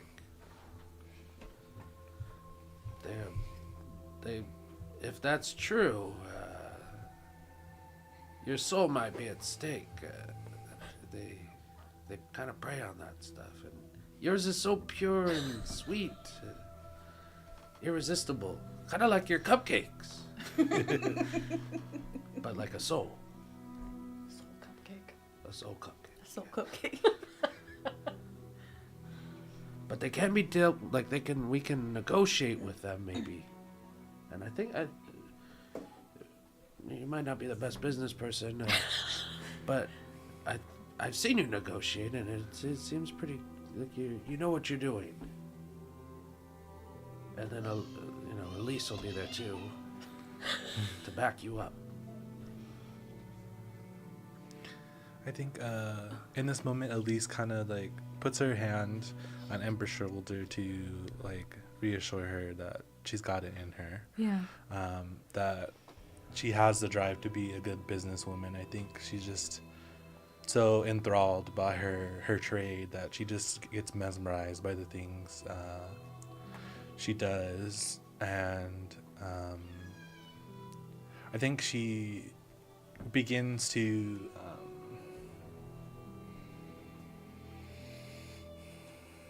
maybe start like making her way towards the table where Ludwig's seen the woman with her ring on. Yeah. She still feels a sense of comfort knowing that Fierro is around because he tends to disarm people pretty easily. And so she pulls Ember like shoulder to shoulder, arm around her, and begins to walk her over to the table. Amber, do you go? Yes. Okay. I just you have free will. Amber, you could book it out of this room right now into the forest, and I'd be like, Ember's gone. Ember's gone. We'll catch up with her later. So Fierro just very bluntly goes, so we're using Ember as bait, right? Is that the plan? She kind of gives him, at least gives him a menacing stare, like, this is something they've done before as villagers, but Ember's just not a part of the knowledge that we all share. She's the innocent one. And she at least kind of stops in front Yeah. of her store and like leans against the post that kind of holds her store, and she tells Ember, do what you do best. Your kindness tends to melt away the masks of people. And she kind of just like waits. What you see before you, Ember, is two people. I mean, I think they're probably seated at a table, trying to appear like that they're inconspicuous, but they have like in front of them like paper and they are writing on it. Would you like to approach them? Yes. Okay. So you kind of walk Just up take a look at what their paper says. and do a quick look. Do you want to approach kind of stealthily, or do you want to just kind of like skip up? We'll just skip up. Okay, you skip up. I think when you do that, like a journal kind of slams. Its turn, and they look at you. Oh, hi. How are you? Good. How are you? Happy May Day to you. We saw you at the pie eating contest. How was that? I didn't do very well. I mean, I didn't want to say it, but you did throw up quite spectacularly in front of everyone. I did. Yeah. You feeling sick? No, I'm good. Oh, good. Good. Yeah. I got all the pie out. And you have you been here long in this town? Yep. Yeah, your whole life? Yep. Wow. What must be like to live here? It's good. Yeah, you love it Yeah, here? that's great. Great. What's Yeah. on your paper? Oh, you know, just sketches. We're the type of people who like to, go out, enjoy nature, and try to capture it.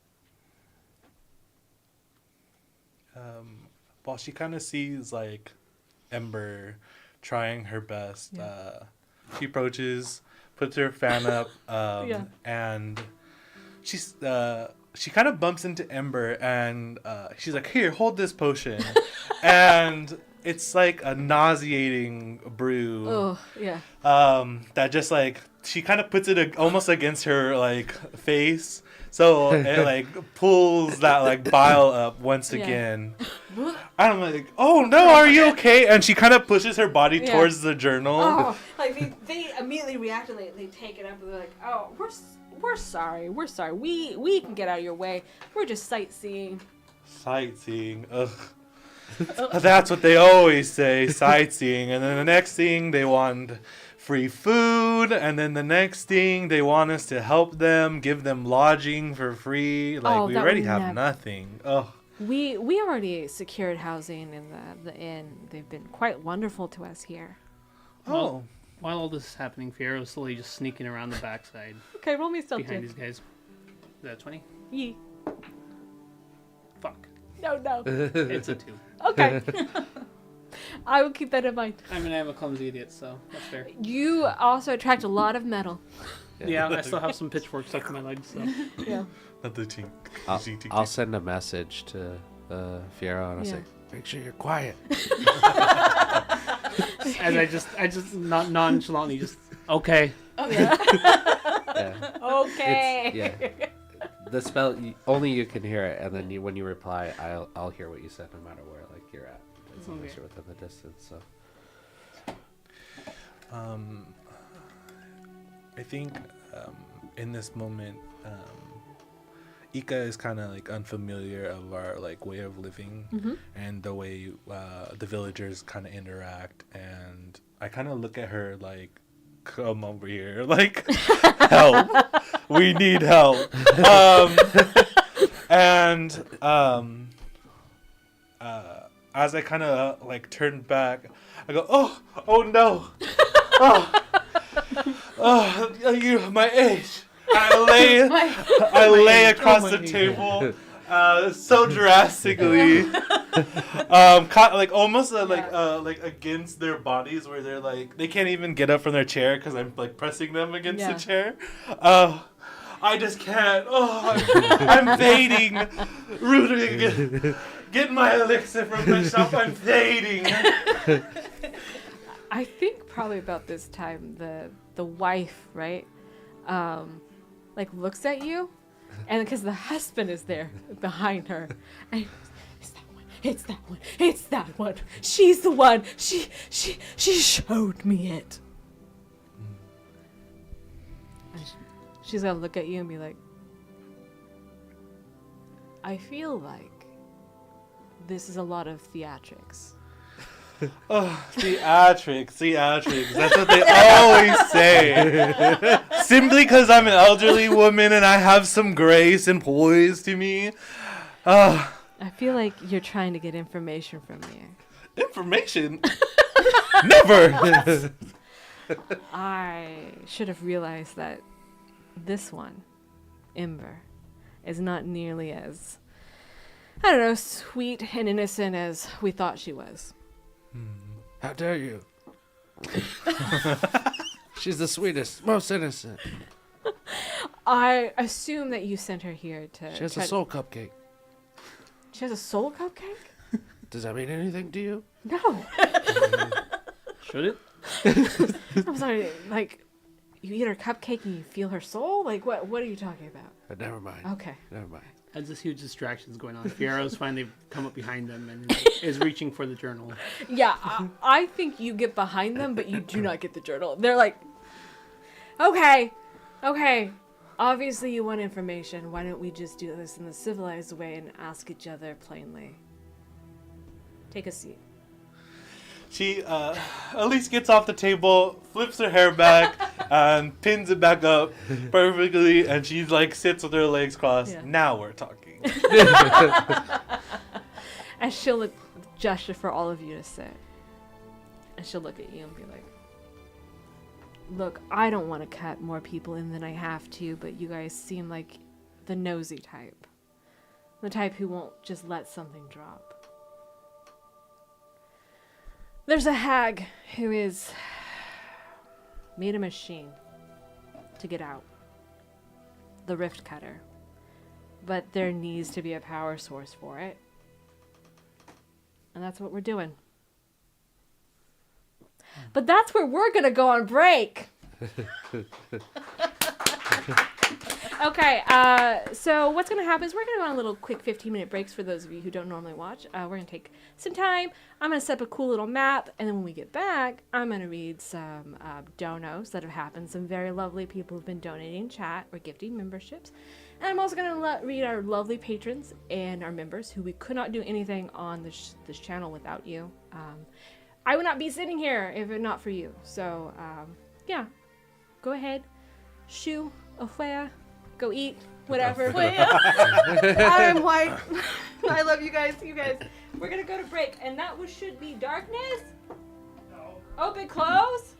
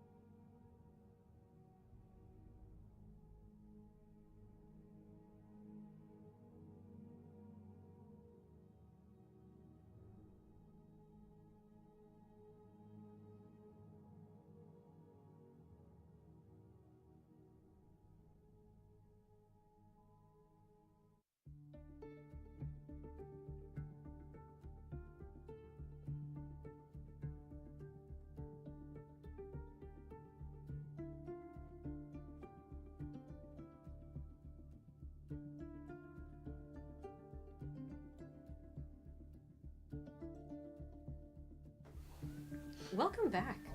I hope you had a lovely break. We did. I ate some pizza. Actually, I didn't. I ate a cupcake that was made with yellow cake and chocolate frosting, and it was delicious.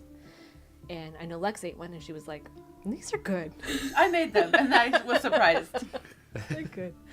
But yeah, we're going to do our classic thing. I'm going to first start off by shouting out some of the donos we got in chat today. XP to level 3 donated $100 and said, let's go. Hell yeah. Thank you, Jacob. I love you. Someone last night was like, he's just money laundering. He's just sending himself like $70. But I appreciate the support. Various forms of Dormammu sent $10 and said, Dormammu has heard terrifying rumors that there are no more doors in Darkon. Hey, he thanks Mia for the warning. You're welcome. Stay safe, Dormammu. And then Treeman gifted 5 gifted memberships. So if you haven't already, make sure that you have the gifted membership thing turned on for your YouTube account. And that way you can get one maybe if someone donates. And then Wesley W. donated $20 and said, absolutely loving the stream so far. This is awesome. Thanks. I'm glad you love us because I would fight God for these people. And that's just how it is. Okay, Patreon names. If I mispronounce your name, I sincerely apologize and I will not be as fast as Jacob, but we will try our best. Wolfric, Scuff Dice, aka Bayman, the version of Cayman with a peanut allergy. Tasha Companion, Cage Corley, Cowboy with a big iron on his hip, Gorbel Gunker, Andreas Nielsen. Bakash Musha, who made their name overlong just to have the cast read actual threats against Nazis on stream. Glink Schmierik, Plain Rug, Xavier Walker, Sir Galarak, Shortstop, Platinite, and Paladin of Mercy, Calantha, LST, Soup, James Destroyer of Tacos, Father of Dogs, are the Rangers Herald of Homies, Azarian 105, Ryan Reynolds, and Captain Doubtbot Machine Gun, Fapping Pill Guy Artemis, who actually is indeed dead for real. Grace was right all along. Joskimo, Brittany Anderson, Farewell Frodo Backins, I give you the plug, Rearendell. Sorry, Grace, love you. Lego Builder 899 shouting out Zach today. Very cool guy running very cool games.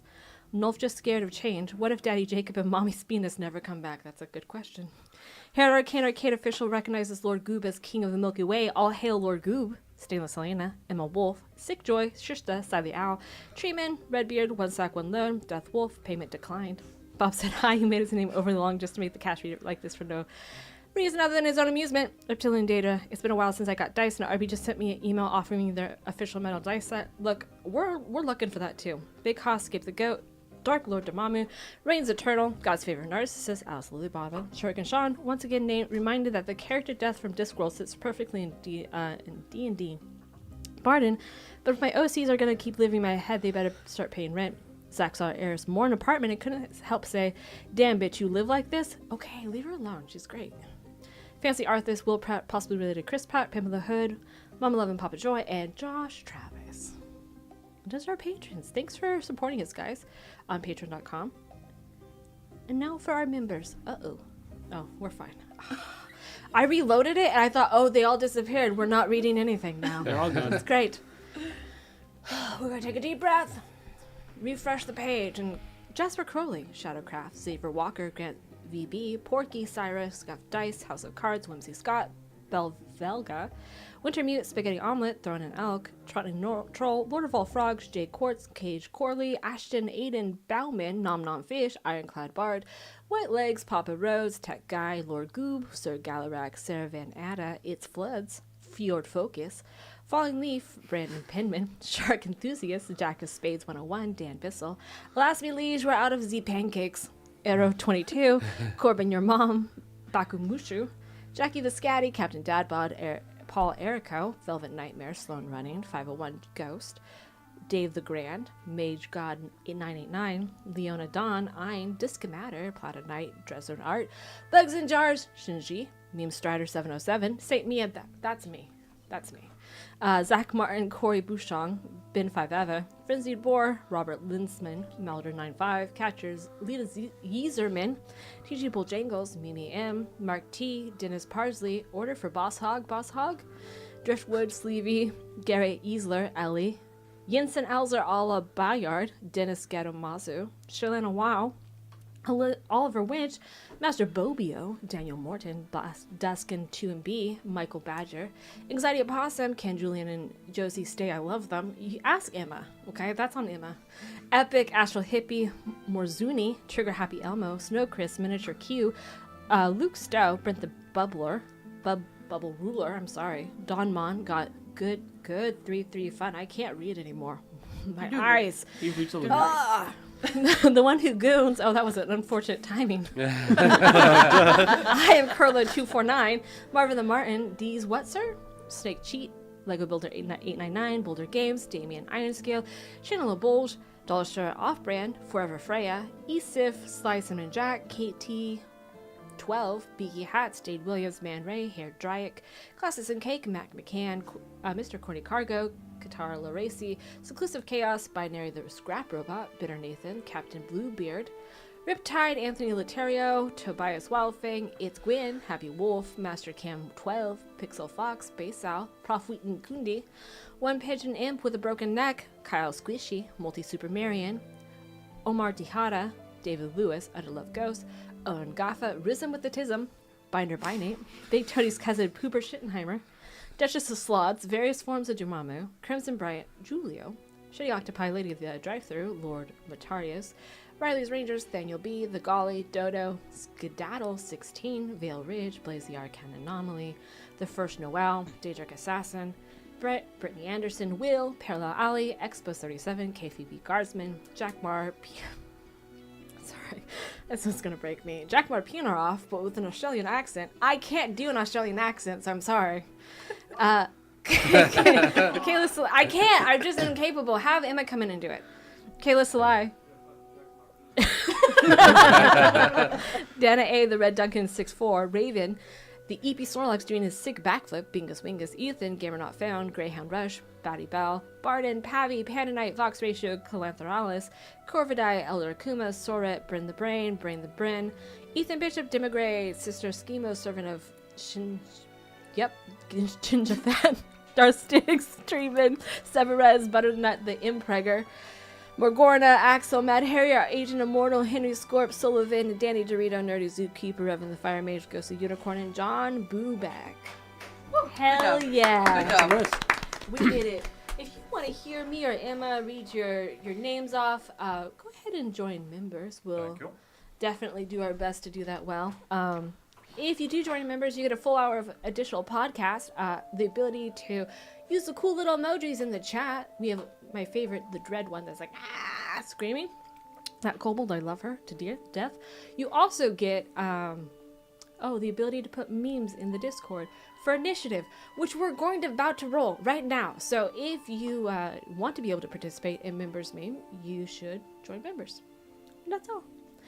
Okay, welcome back, guys. We feeling good? Yes. Yeah? Yes. Great. We started off by having just a fun little May Day celebration. We ate some pies, and then things took a kind of sinister twist there at the end.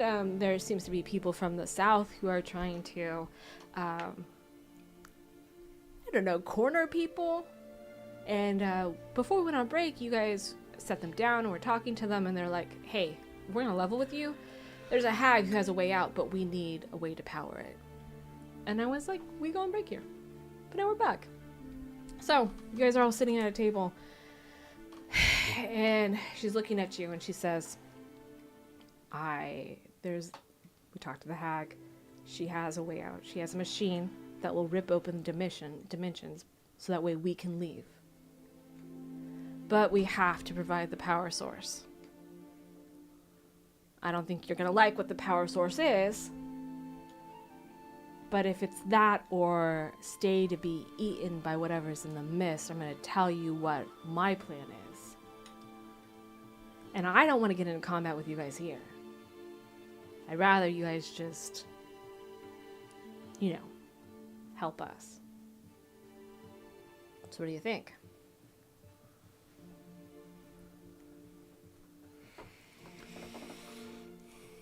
I think Elise is taken back a little bit.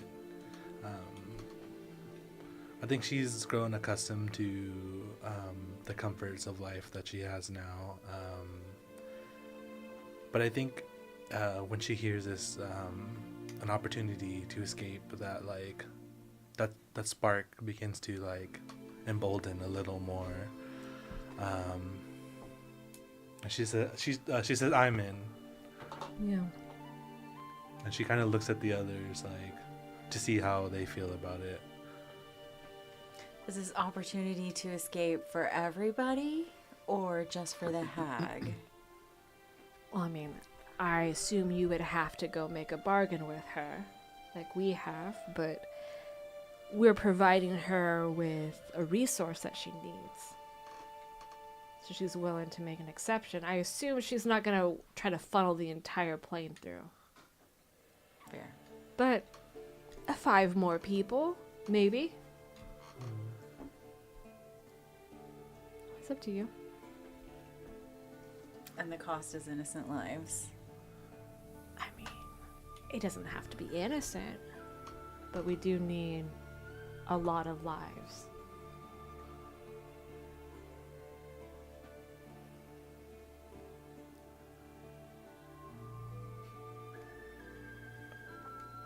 Is there an alternative? Staying here and dying. So I haven't heard of one. Granted, I'm not of the arcane nature. I can't will myself to other places. This is it for me. If you have a better way out, I'm all ears.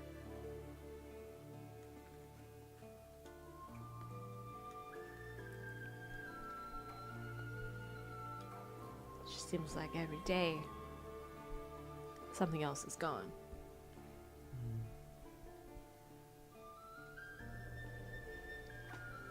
The machine's going tonight? No, not tonight, Tomorrow? but soon. I don't know the timeline exactly. We have to get 200 souls. Do some souls count for more? So I'm not sure. She told me 200, but to be honest, if you wanted to meet with her and talk to her, she might be able to give you a better picture.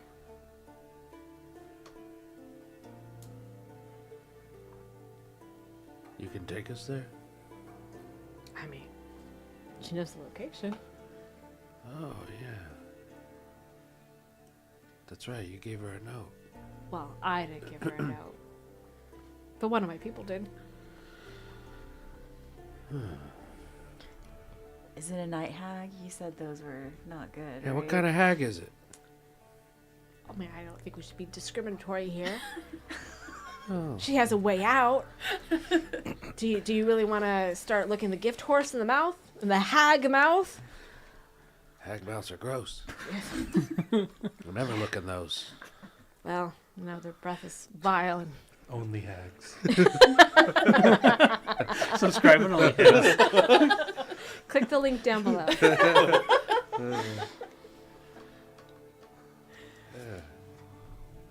Obviously, we don't discriminate. We have Hadazi with us. We care for the others of this world. Wow. Oh, Wow. Okay. Well, Fear doesn't have a high moral standing, so he's willing to do whatever. Yeah. I mean, if you're insistent on knowing, my understanding she's a night hag.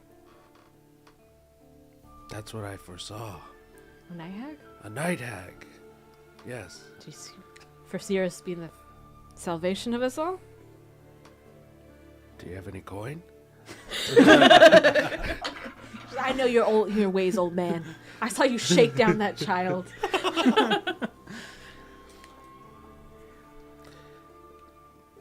Then, I don't know. I think maybe we should meet this, you said it was a night hag, right?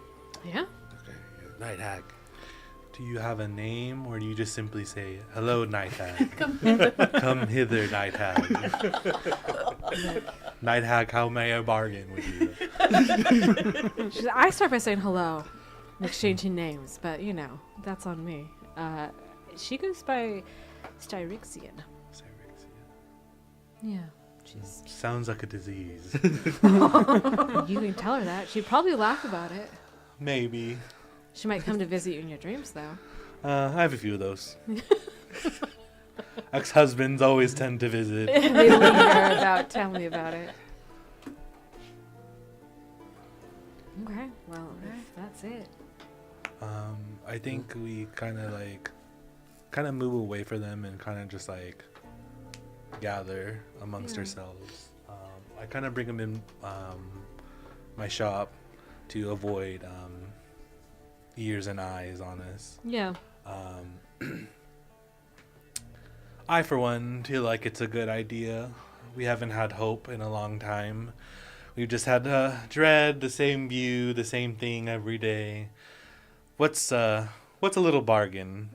And I kind of look around at everyone to kind of get a feeling for how everyone kind of feels in the room. She sits down, takes a puff of her pipe, and blows it out, and just waits for everyone else's response. How many people live in our village? You probably have like 500. Okay. It's pretty close knit. You know everyone here. Yeah. I say we're gonna poach our own people. They're Like poaching them. 200 of them. Wow, what happened to Ember? Innocent? Oh, sorry. 200 people. Though. To be fair, you did steal cupcakes from urchins. Yeah. That's only, what, 2/5 of the village? That's good odds. 2/5. I mean, they're gonna die anyways. The scales are leaning towards us.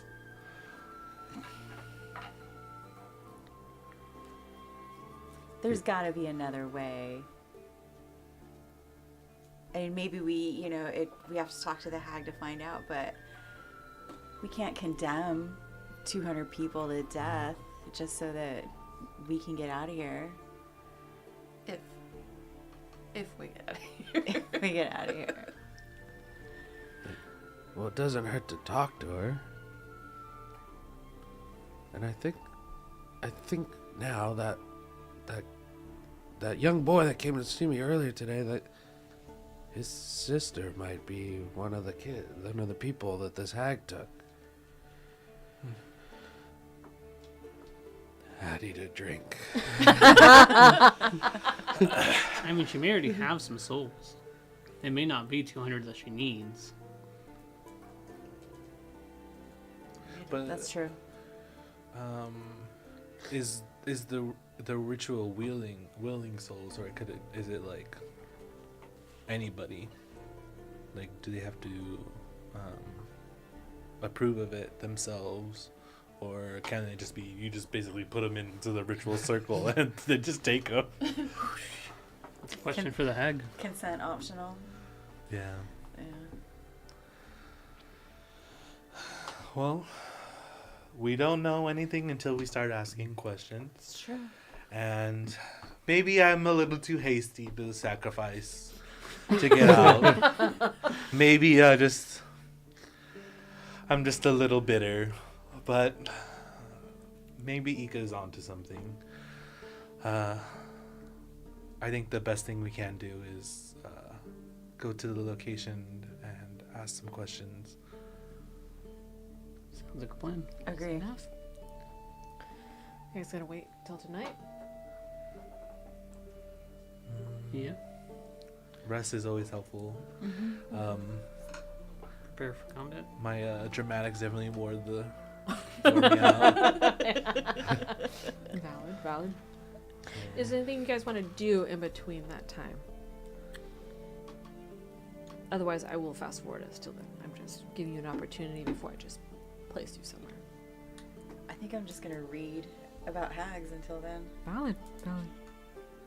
Love that. Is there anything we should do to prepare for this?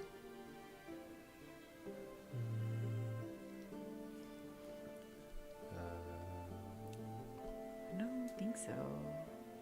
Presumably it's just to talk. We don't know. I think, while kind of everyone's getting situated, Elise goes around to like food vendors and begins to kind of give them pouches of money for the urchins Yeah. to kind of, while she's gone, to make up for their like thievery, to kind of smooth it over while she's no longer being the watchful eye that she usually is. Yeah. And I think she kind of sits behind Ika as she kind of like studies the book. Okay. And just kind of just like, I think exhausted in some ways, and so she's kind of like really leaning into the chair like, today has been a day, haven't done this in a minute. But she's aware of the costs, and I think in some ways she kind of considers herself a sacrifice Yeah. of the 200. To get people out, because she just doesn't feel like, she feels like her journey's come to its end. As you guys kind of wrap for the night, you're reading the book. You know a lot about hags. I will read you here what is in the monster manual about night hags. Okay, they seek mortals to torment and turn to evil. By day, night hags use supernatural deceptions to plague their victims, shape-shifting to pose as other creatures and make their targets believe the world is turned against them. By night, these hags reinforce their tortures with terrifying dreams. Once they force their targets to desperate limits, night hags claim their victims' tormented spirits, capturing them in sinister traps called soul bags. The hag then slips between planes of existence to barter stolen souls to vile magic users and fiendish entities. Night hags maintain networks of nefarious customers and collect rumors from across the lower planes. These hags might part with their secrets in exchange for magic items and other wicked prices. So I think, knowing that, this is a general consensus about how night hags behave. Doesn't mean all night hags are this. By and large, though, they are out for deception. They're out for souls. They're out for a way to make their lives better. Could this hag be someone who is genuinely stuck here? Absolutely. The mists of Darkon are strong. They ensnare people and keep them in places. Could it be beyond this person's ability to leave? Absolutely. Could they be trying to turn this into their own end? To gain more favor? Also possibility. I think anyone who wants to, in between this time, sleep and rest, I'm gonna need a save from. So if you're gonna actually sleep tonight before you go out, there might be some stuff that goes on. But if you are just leaving, I think there'll just be a general air of unease. You will hear people in the town having nightmares because the windows are thin, if there even are windows. That's because we're going out at night, right? Like, this isn't the next day type thing. No. Yeah. Okay. Did anyone sleep before they go? I'll sleep. I think like I'm kind of exhausted. So I guess I have to roll, right? Yeah, I need a little con saving throw from you. I think it's 6.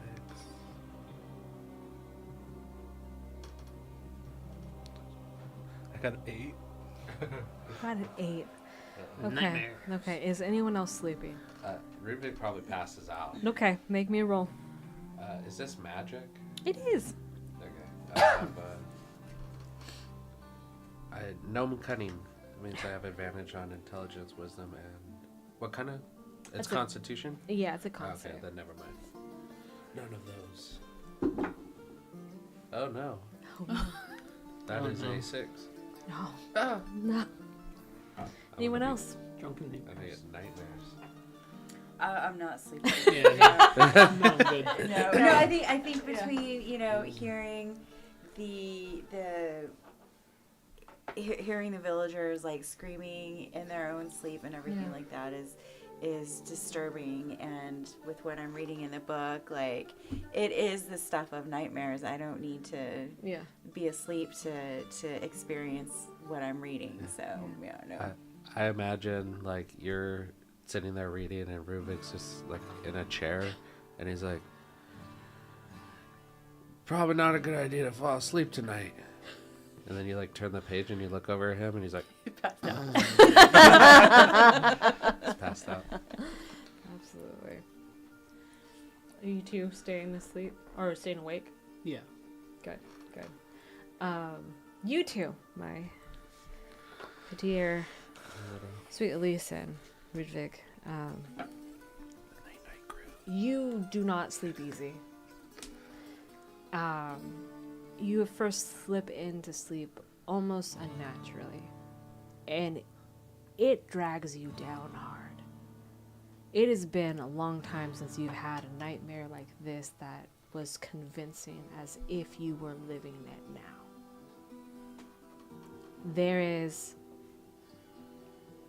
I think it starts off to a certain degree almost normal, things that you normally would see in your nightmares, and then it shifts into this ethereal, otherworldly screaming.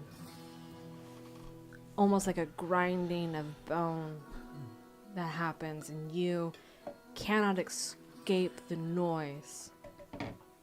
And you turn a corner, and all you see are shapes of humans evaporating in red mist. You see a collection begin as body parts are scooped into and placed into a cauldron, and a magic ritual is cast. The dead don't stay dead in Darkon. It's something you've known since the beginning you've been here. And what boils out of this cauldron is not just a zombie. It is a zombie, what are they called? Zombie clot. Disgusting name. But it is a amalgamation of so many body parts that you cannot tell one from the other, and it roils within it as it pulls itself out, and it is a massive undead. It begins to move towards you, and when it reaches out and it grabs you, what you're most afraid of happens. It isn't the pain. It isn't the stench. It's the fact that you are then formed into it. And you no longer have your own personhood. You are the zombie claw as well. And all you know is hunger and death.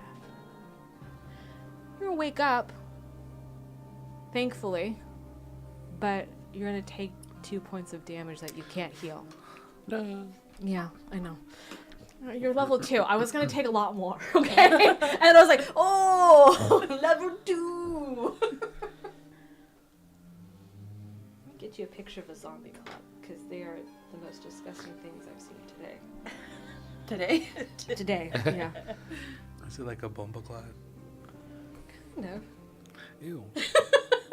About what I was picturing. Yeah.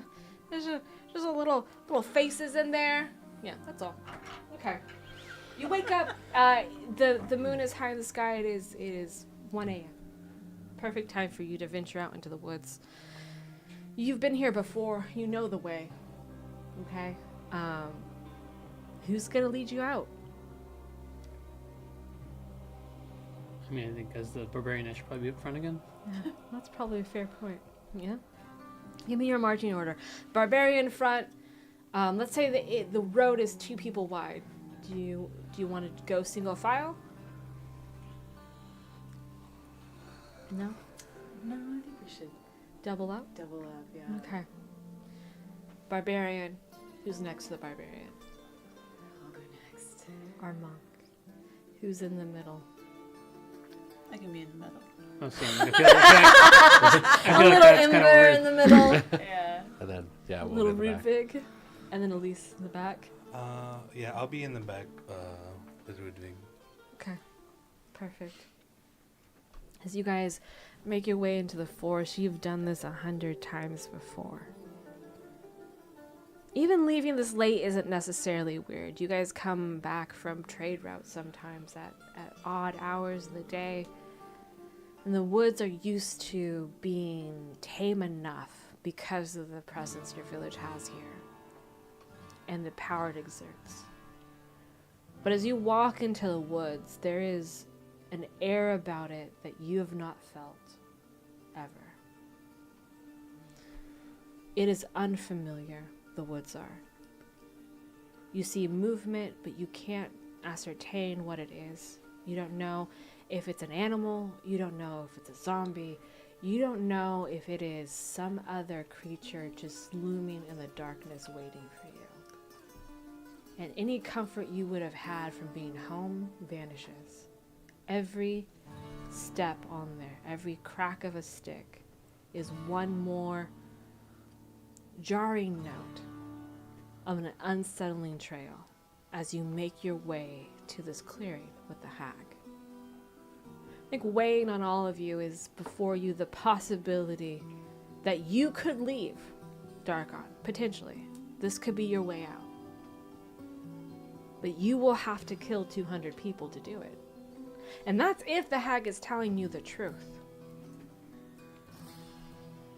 I think also weighing on you is the fact that if you are to enter into this, you will have to offer something to the hag that she can't get someplace else. It takes longer than you think. You think it should only take 5 minutes, 10 minutes to get there. But that quickly passes you by, and you begin to see the shapes of the trees change. From the pine trees you're used to more willow bark and dead branches. You see the moonlight begin to filter through and create odd shapes, and hanging in the trees are these dolls, hag's favors. And you know you have not just entered into the woods, you've entered into her wood. You've entered into her lair. It's a different thing sometimes to face someone in their own home. That's where you are. You could be way over there. You don't have to put your people there if you don't want to, but you are way over there at the nice little doorway.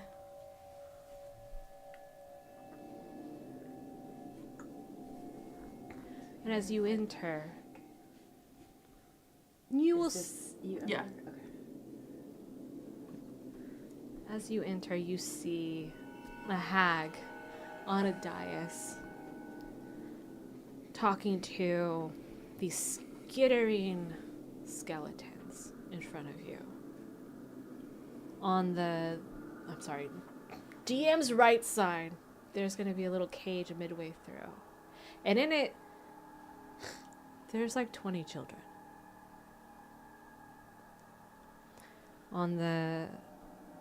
As you walk in, you start walking in, you begin to see the ground beneath you is not just leaves, is not just soil, but there are bugs writhing up and out of it. Larvae. Give me a perception check. You're about to see some things you probably don't want to see. I'm just going to warn you now.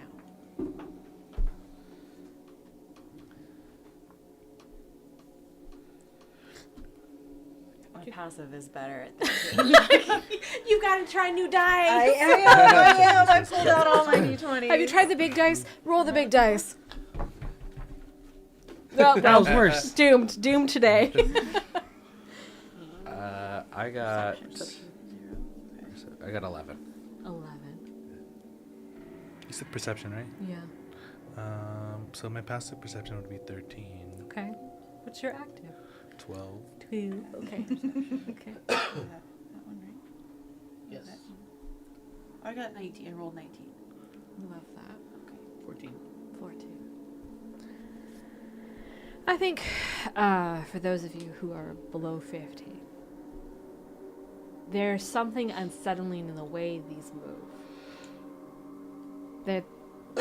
They're bugs, and bugs can be kind of gross sometimes, right? But there's something in the way they're moving and twisting that feels unnatural. Ember, my dear sweet Ember. Yeah. The most innocent of us all. My cupcake soul. When you look at one, you see the face of an old friend. And what you can piece together from this is that these larvae are not just bugs. They once were people. Welcome. From the dais, the hag goes, I don't think I invited you to be here. Did someone send for you? I was invited. Out of the paper. She may stay. I don't need the rest of you. You can leave. I think Ruvig would probably like poke Ika's side and go, remember when you gave me your hands? Yeah. Remember? Yeah. That's what I saw. Pretty cool, huh? Oh my god. It's pretty cool. Doesn't happen. I mean, it happens every time. Wait, what did you say? And then he shouts to the hag. Someone who's touched by the divine, being able to see into the future, the past, maybe. And then he pulls out his like ear horn and he just come again. Because you're trespassing. Oh, Fiora pulls out his mallet and says, I have my invitation right here. Threats of violence so soon. It's the only way I know. What brings you here? We heard that you may have a way out of Darkon. Someone has been talking. Yes, they have. What have you come to offer? Yourselves? No. Ah, not willing to make a sacrifice, I see. Well, that wouldn't be... We'd like to physically escape. Oh, I understand. Yes. Yeah. Yes. But, I understand you need souls. I'm always looking for souls. Is there an alternative means of powering whatever it is? I think she just Alternative starts energies? cackling. Solar power? You wish to outsmart the dark powers, and you look for alternative means than getting your hands dirty. No, not didn't say anything about not getting our hands dirty. Then what do you propose? What do you think I can do with this that isn't blood magic? There are creatures in the mist, aren't there? With those Those sets, fulfill your needs. I cannot take what doesn't have a soul.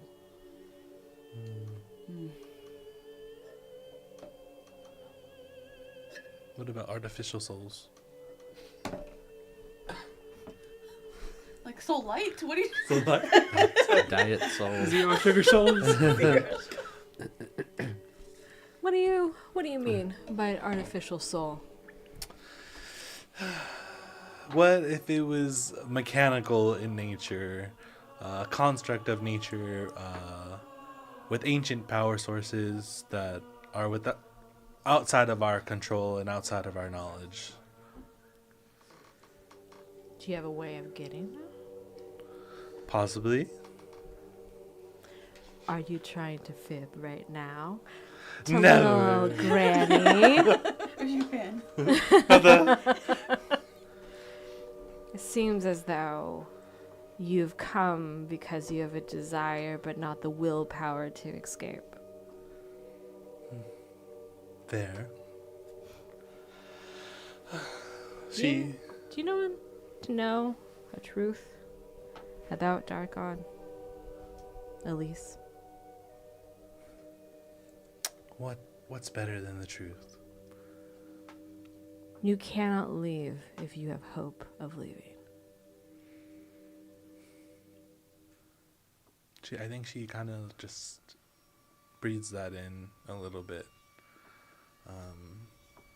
I think living here for so long, she's always had hope of escaping. Yeah. But obviously life is not fair with its cards all the time. And I think over time the hope has dwindled. I think she kind of just, I think that kind of baffles her a little bit. Yeah. And so she kind of just like, kind of looks into the nothingness, like she's like in her own head at this moment. Yeah. And she like no longer is like thinking about anybody else at this moment. She just kind of lost a little bit. Ruvig's like, I'd never seen Elise speechless. This woman, this hag speaks in enigmas. I can make it easier for you, I suppose, Rudvig. Do baby souls count for more or less? Oh no, baby souls count the same. So those ones over there are the same? As yours, yeah. Oh, They're just easier to capture. makes sense. Easier to ensnare. I mean, I'm always scamming children. You understand. You understand. Easy marks. Fiero points out that it's kind of weird that the hag knows our names. Why do you find that weird, Fiero?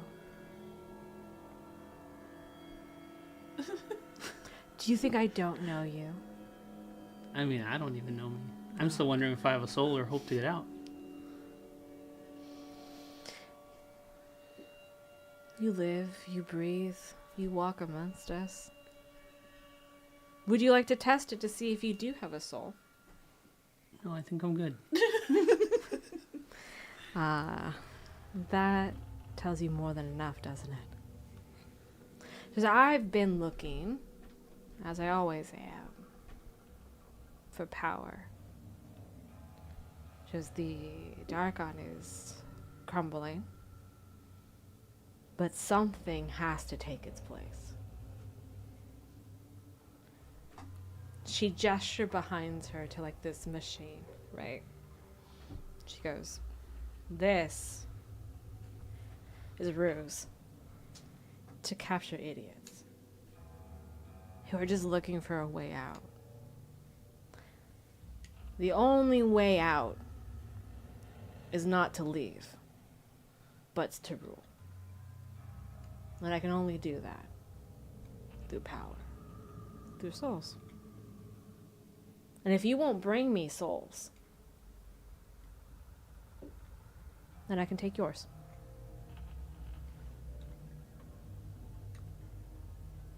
Ruvig's like, I think we're the idiots. If it makes you feel any better. The idiots I also sent to your village are also the idiots. They're all just working for me.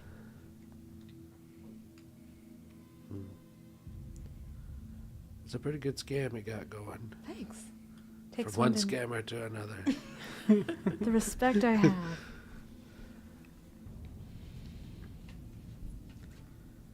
You're not leaving here without a bargain of some sort. Either I will take your souls forcibly, or we will bargain for more. About this time, you hear like the children start to wake up in their cages. Help! I'm afraid. It's cold. I'm gonna piss myself. I didn't have a pie to eat today. Oh, and about that time you see Little Sarah with her crown. that little tiara. Handmade, crafted tiara. River rocks wrapped around it. On her head. She rattles the cages. So are you guys here to save us?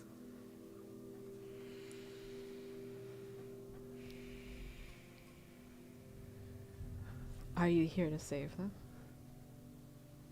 I think Rudvig would probably say, well, that girl made a promise.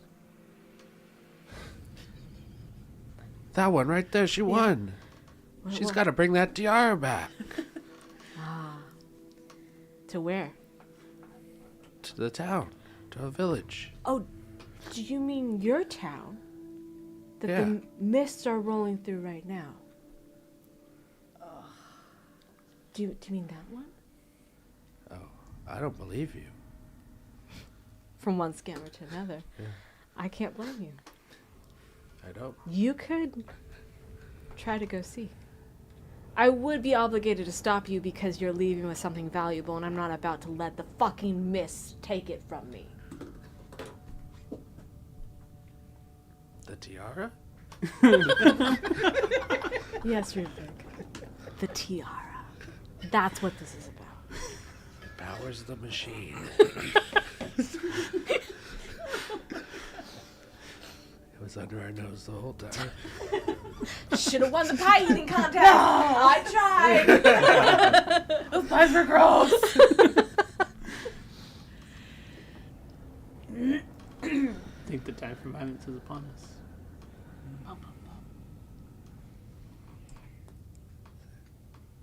I think we could go see after we kill you. Best of luck.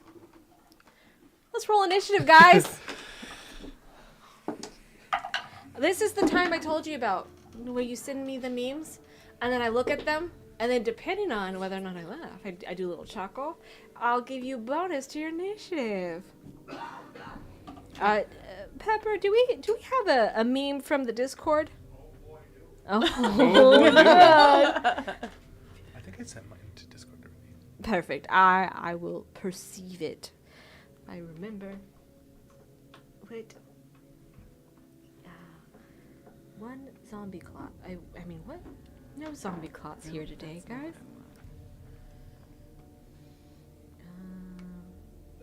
Thank you. Thank you. Via text. Perfect. Oh no. Huh? Anytime someone's laughing that hard about something, it's not good news for me. Hang. Let me pull up what their initiative is. Oh, there it is. This one. Okay, initiative is +5. Okay.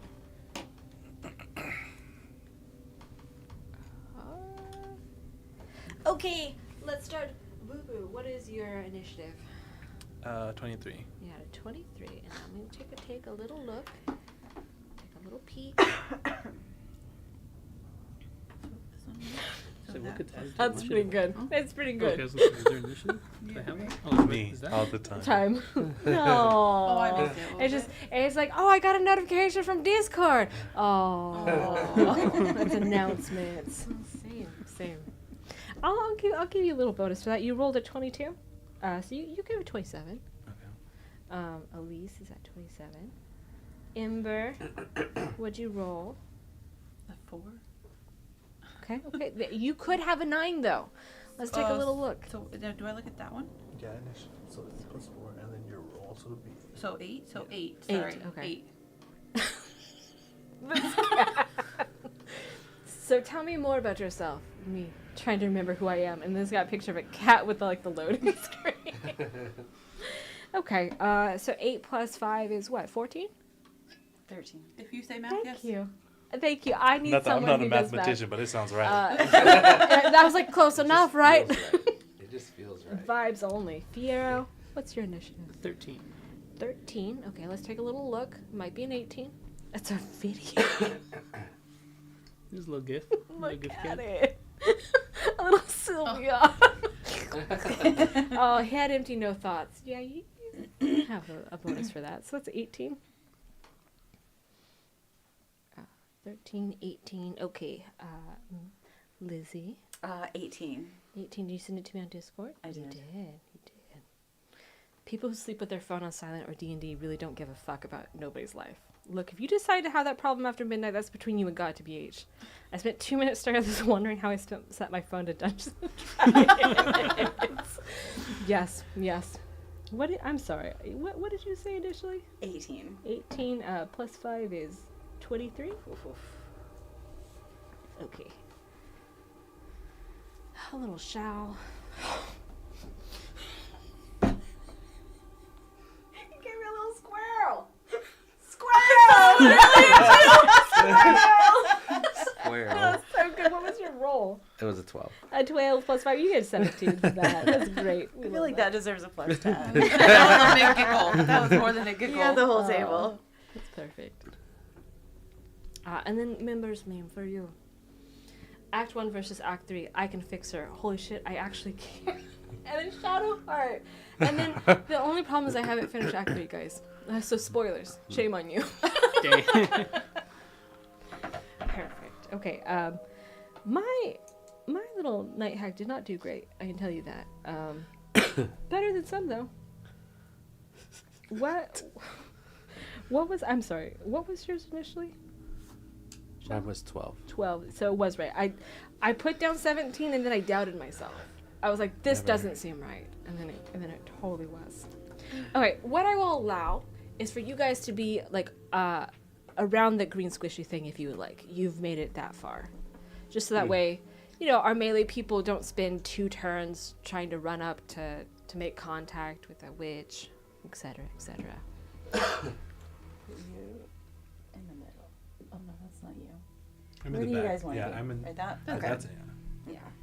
Okay, Elise, you're first. Can you remind me again of the initiative? Oh yeah, for sure. So Lisa's at 27. Lizzie's 23. Shal is 17. Why did I put your name down? And I'm sorry, guys, it's a mess.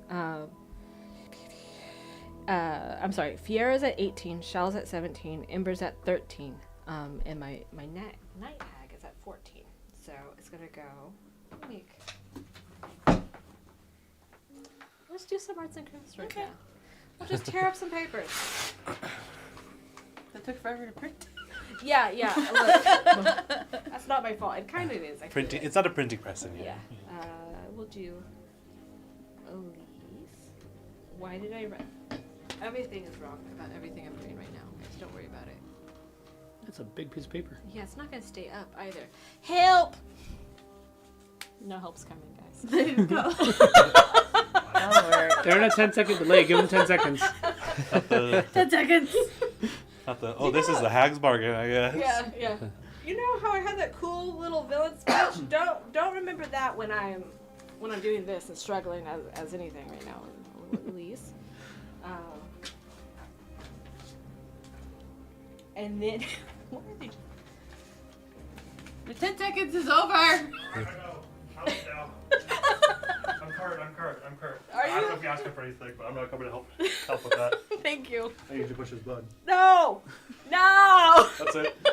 Did you actually eat something? No, I'm just making problems. Is what I'm doing. It's fine. Ika is the name of your character. Yes. Eeka. Yes. Ika, our little Hadozi, who gets flack for no reason sometimes. Right, I'm right. like, she just catches strays over here for being a little Hadozi. And then we have. Next week I will print these out. I promise. Fiero. I don't know if you've seen Wizard of Oz, or not Wizard of Oz. I'm sorry, Wicked. But there's a character there whose name is Fiero, and so every time in my head I'm like, Fiero. I'm like, stop! You're not in a musical. Yeah, stop. We could be. I also haven't seen it, so I have no clue. Well, we'll have to fix that at some point. Not I the do wanna watch unlimited. Exactly. Oh, I can't wait for part 2, guys. It's gonna be. It just amazing. Ludwig's crystal ball. Okay.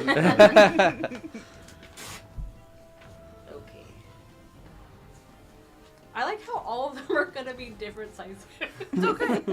We love this. DIY arts and crafts. Rude big. Right here. I feel like you're just making them different shapes I on was saying, purpose now at this they're point. different No, shapes. this Hey, you is can at like- least I'm get like- close. I feel like I Up should do to- this one too. There you go. Yes, I love it. Perfect. We run a quality production here on Arcade Arcade. Then we have my little night hag. Hello. Hello. She just wants to be friends with you guys. Sure. That's all. With Okay. my soul, with my cupcake soul. I swear by my cupcake soul. Okay, and then last but not least is our cupcake soul ember. Is there a cupcake on there? Oh. Put There your will drawings. be Come now. on. Like, as long as I don't have to make combusted chicken again, we're fine. Okay. Rotisserie chicken. Yeah, there's like a Pokemon game that they play on board game night, which, surprise, surprise, I'm not good at. And they had me draw combusted chicken, and it turned out as a rotisserie chicken. And Can I you should get name it as the a actual tattoo. Pokemon? no, I only know Blaziken. No. No. Oh. Combustion, I guess? I don't Must- know. that's Oh, what it was. thank Yeah, you. yeah. Good enough. Close enough. Will you- Okay, guys, we struggled through that together for you. This is our initiative order. I don't know if you can read a pencil on these papers, but it is Elise, and then it should be Ika, and then it should be Fiero, and then it should be Ludwig, and then it's me. I get to go here, and then it's Ember. Okay? Perfect. Elise, what do you want to do? What do I want to do? Oh.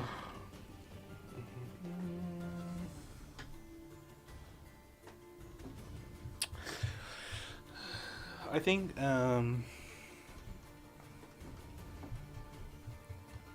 I'll try.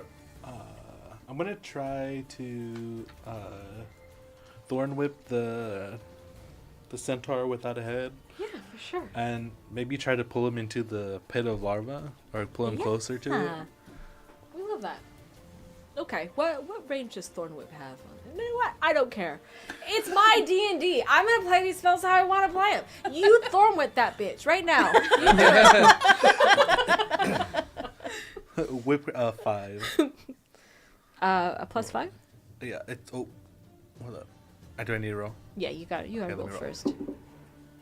I got a 15. I don't know what it is. Maybe. The 15 will hit the Skelly Bro. Okay. It's going to. And then I will make a little save right now. I don't. That was a 2 on the dice. It's gonna get whipped. It's gonna take damage and get pulled. Whip crap PNG or whatever. I'm not good at that one. I'm sorry. Okay, Ooh, how much nicely. damage it do? It did 5. 5 was the one that I Oh, rolled. perfect. Okay. This one. Yes. 13. -5. We're on it. You want to move it closer to you guys? Just. Yeah, that's perfect. We love that. Okay. Action. Do you got a bonus action or something else you want to do? You want to move? You want to say a quippy one-liner? Do you want to? Theoretically, you could also run. I should tell you, because we're playing D&D sometimes for the first time. Running is always an option. The hag is going to tell you it's not. Okay, the hag is gonna be, I'm gonna kill you. You can't leave. You can try to leave. That's fine. But if you also want to just kill the bitch, you can't do. Sounds like a plan. Well, you can try. Can, Yeah. can I put myself on this rock over here? Yeah. Can I get Which something one with are that? you? I'm the heart staff This person. one? Yeah. Throwing the heart out to the fans. This one. Perfect. And with that, I end my turn. Okay, Ika, what do you want to do? Okay, remind me where the kids are. The kids are kind of over here. I should have here. Why don't we just take this dice and put it in front of the bush? Here. Right Yeah. there. That's perfect.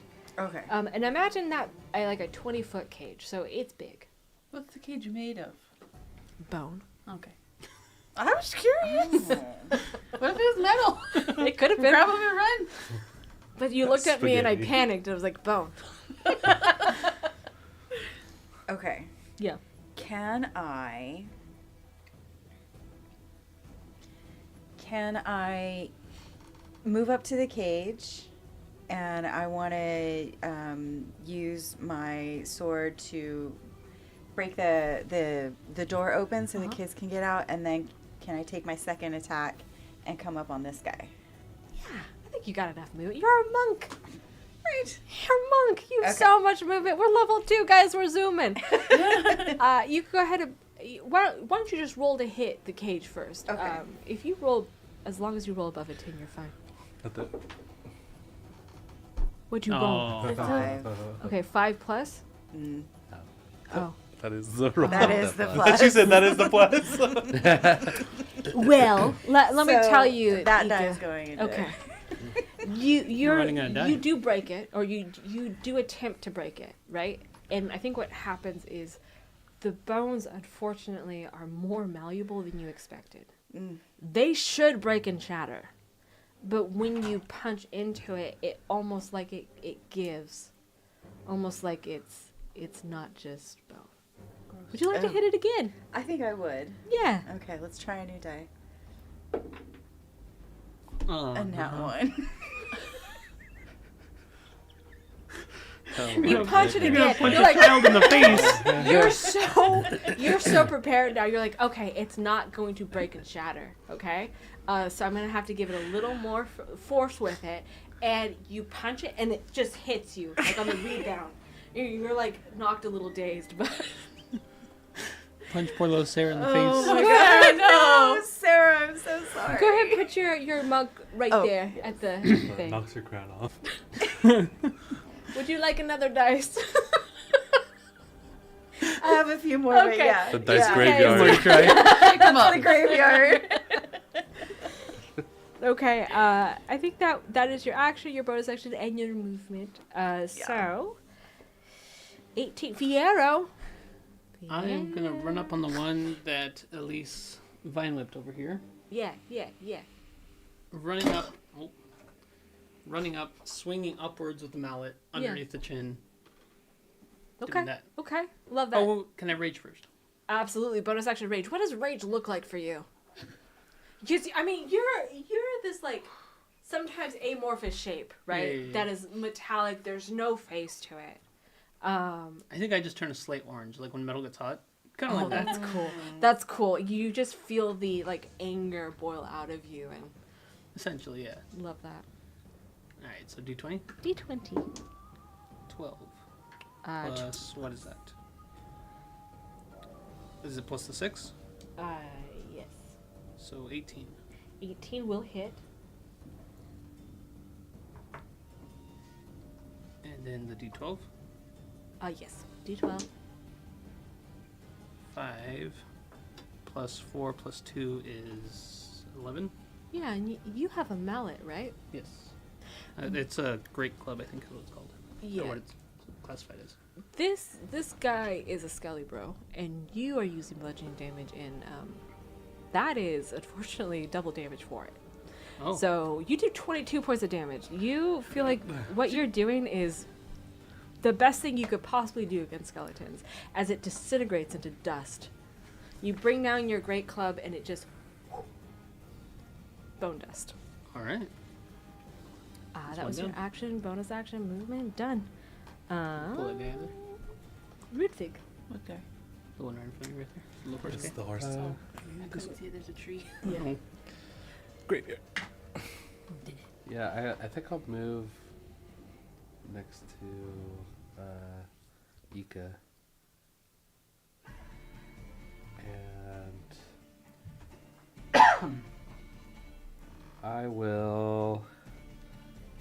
I'll use my quarterstaff to try to break the lock. Okay. Yeah. Okay, so that's a 20 That'll to hit. hit. That's how you do There you go. That's how you do it. Not with his one blind eye. it. Yeah. And I'll do 4 damage.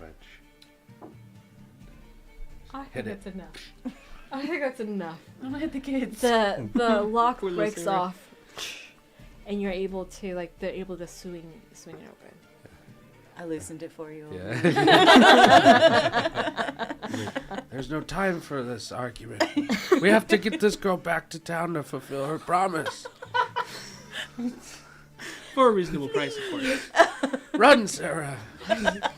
She starts booking it immediately. Let the pies power you. I'm still on the sugar high from earlier. I'm all hyped up Use on it. that dude.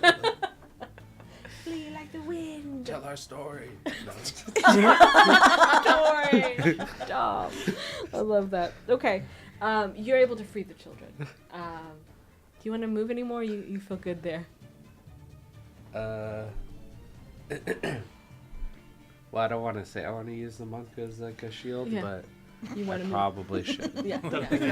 That's probably a wise And thing. I'm like, well, you can show me how to punch these things.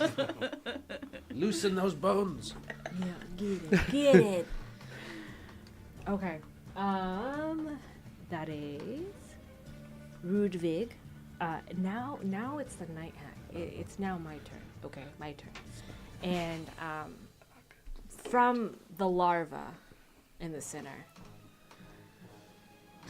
Elise and Rudvig, you recognize the thing that is being birthed from it, which is what was from your nightmares. A zombie clot comes roiling out of it. So we're gonna take one of these little skelly bros right here. Put him in the middle. And then wherever that goes is a zombie clot, okay? She used her turn to summon it. It's gonna go at the end of turn, okay? And the same thing with any skellies that are up, okay? But that's gonna be her turn. She's gonna be like, it could have been so easy if you just would have worked with me. But you can still join us one way or another. Ember, it's your turn. Where is the hag? The hag is right here. I know. Oh, okay. I There's was like, there's trees in my line of there's sight. Thank you. trees. As someone who sits there, let me tell you, the number of times I can't see something, I'm like, I'm sorry, what? I just thought she wasn't on the board yet. I don't know. Valid, Okay. valid. She's standing on a perfectly flammable, some sort of greenery bush thing, Toadstooly right? thing. Yeah. Lily pads. She's on Ozempic. Oh. She's been dropping weight, okay, guys? Can we reach her yet? She's too far away. No, I mean, what are you trying to do? I don't know. Attack her, I guess. Yeah. So I think you have a number of spells that could do that. Yeah, I was looking at magic missile. Oh, 100%. Yeah. Okay. More than enough space. Okay. Can I Yeah, do that's that one? Yeah. That's a very long range. Yeah, it's like 120 feet or something. Yeah. Oh yeah, 180. 180. Yeah, I for didn't sure. look at that. Okay.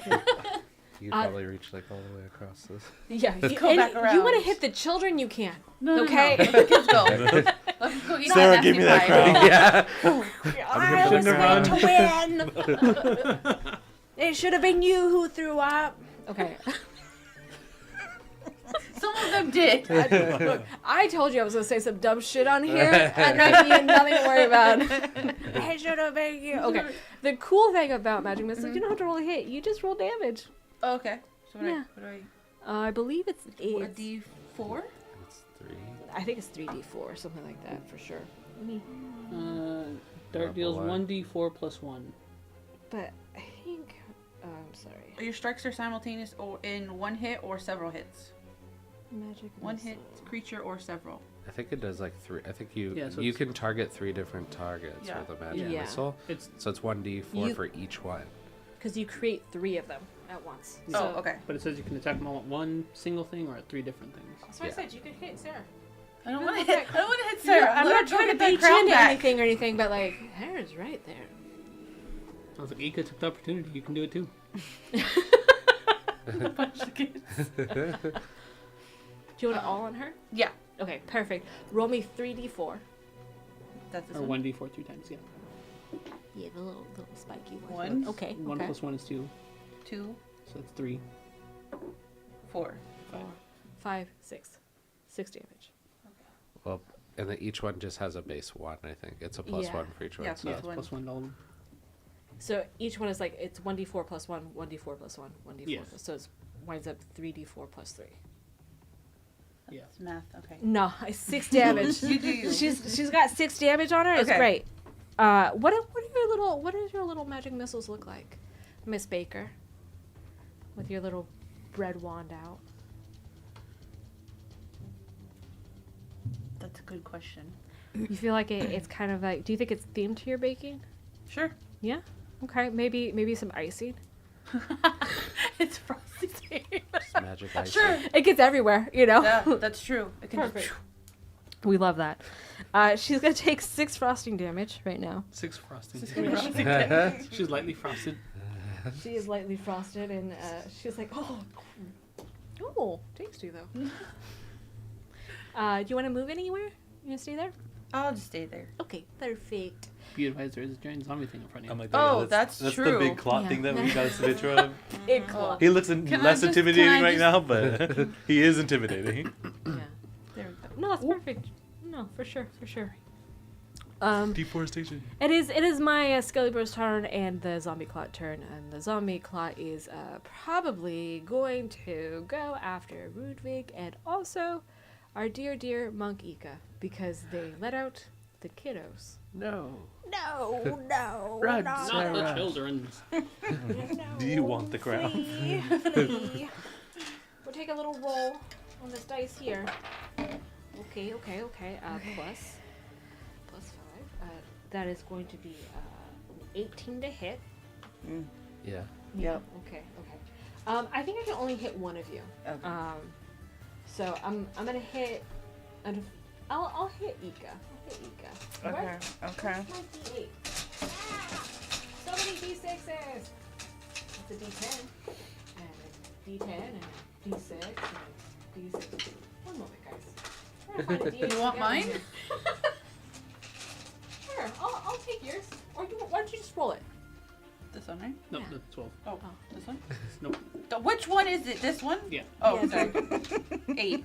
Oh my Oh. god. You shouldn't have had to roll it. I just found my D8. You do you. I won't be responsible for that. You're gonna take 6 damage, Ika. I would like to use the Hadozi dodge Absolutely. to reduce the damage by 1d6 plus 2. We love that. 3. She rolled Hey. a 1. That's only 3 damage then to you. That's Yeah. great. Okay, that works. Yeah. And what I will tell you You is need to like, start rolling on your phone. yeah, I this- seriously, you're not wrong. I'll be right behind her. Huh? I'll be right behind you. Just Oh, okay. what you could feel too is it reaches out to hit you. I think because of the dodge, you're able to step back in time. You feel like if you weren't able to do that, it might try to entomb you in its flesh. Oh, Just as an FYI. gross. Okay. That's it. Okay. And then I think I made it worse. the Skellies are gonna kind of come up to our barbarian over here. And I'm just gonna We're going. see if I roll a going. hit. That's a 7 to hit you. I'm Just assuming. against Totally AC. living in the Yeah. distraction. 15. Say what? Okay. Well, and then that's a 9 to Oh, hit oh. you. So the 2 Oh, Skellies God. that kind of come up to you He does not don't do hit you. Okay. But can I get you guys to move these skeletons guys too? This one? It's a little Uh, crooked. Yeah. both of Yeah, them. 2 of them. That's fine. Yeah. And then one is gonna job, stay you little next to the crooked. hag to keep it safe. You No. want that one? Yeah, that's perfect. And we'll take this one over there. We love that. My arm. Okay, guys. That's round 1 of combat. We've made it. Top of the round. Elise, what do you want to do?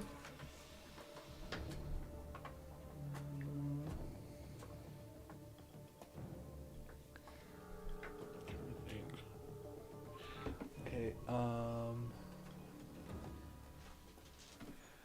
gonna move myself Yeah. here. Maybe a little further back. Not too close to the Yeah. bumper clot. That's valid. That's valid. So, I'm gonna use Tasha's caustic brew again. Okay. And it's 30. I'll send it 30 feet in front of me. Okay. Okay. Oh, maybe I shouldn't. I feel bad because the soul larvas are there too. Is it I too don't late think for there's any the saving solar So I'm Larvas. like, do you think, I'm like, can we Are they save? I don't beyond? think there's You any want saving you want to soul make a little larvas. Arcana check just outside of combat? I'll let you know. Oh, can I roll to read it in my book? Yeah. I give up. Next one in the 7. graveyard. You're like, I think I would have fallen asleep if I read about yeah. it, so I skimmed past. I was like, I rolled a 2. Yeah. So, oh my god, better. I think you look at him, and you really look at him now, and you're like, that is a human face. That is a human face on a very large bug maggot creature, and I don't think I can do anything to help it. It seems like it's been transformed.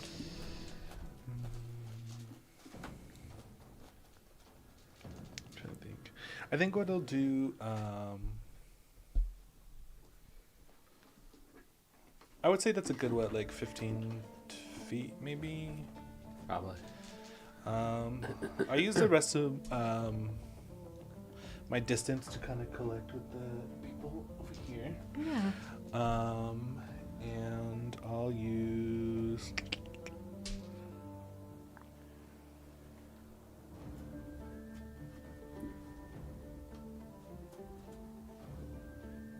Sorry. No, you're good. So I'll use poison spray on. Okay. Okay. This guy wants to. This guy.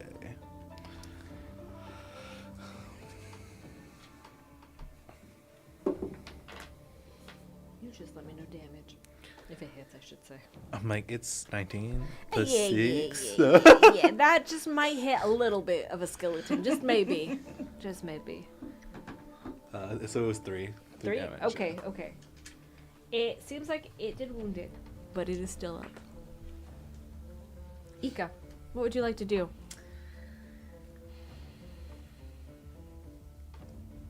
I think I would like to do an unarmed attack. I'm gonna move up. Yeah. Sorry, I keep hitting the mic. You're fine. And go against that guy. Okay, okay.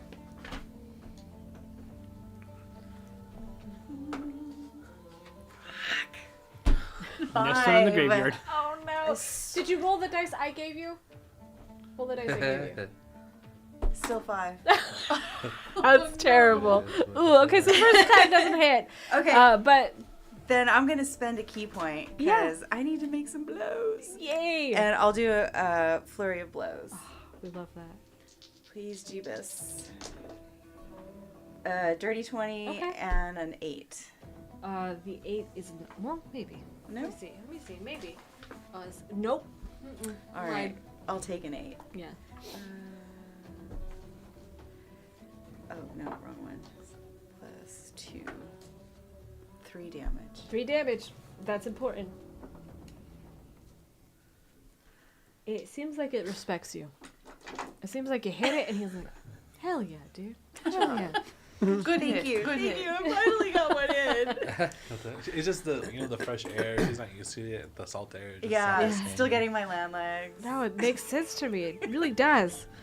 Okay, Fiero.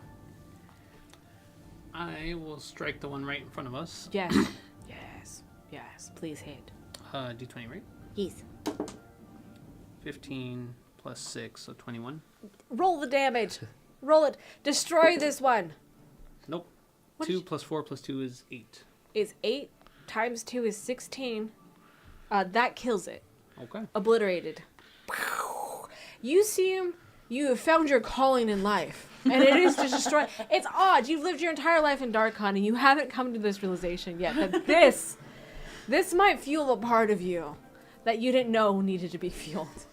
Would you like to move? Yeah, I'll rush up to the next guy. Okay, we love that.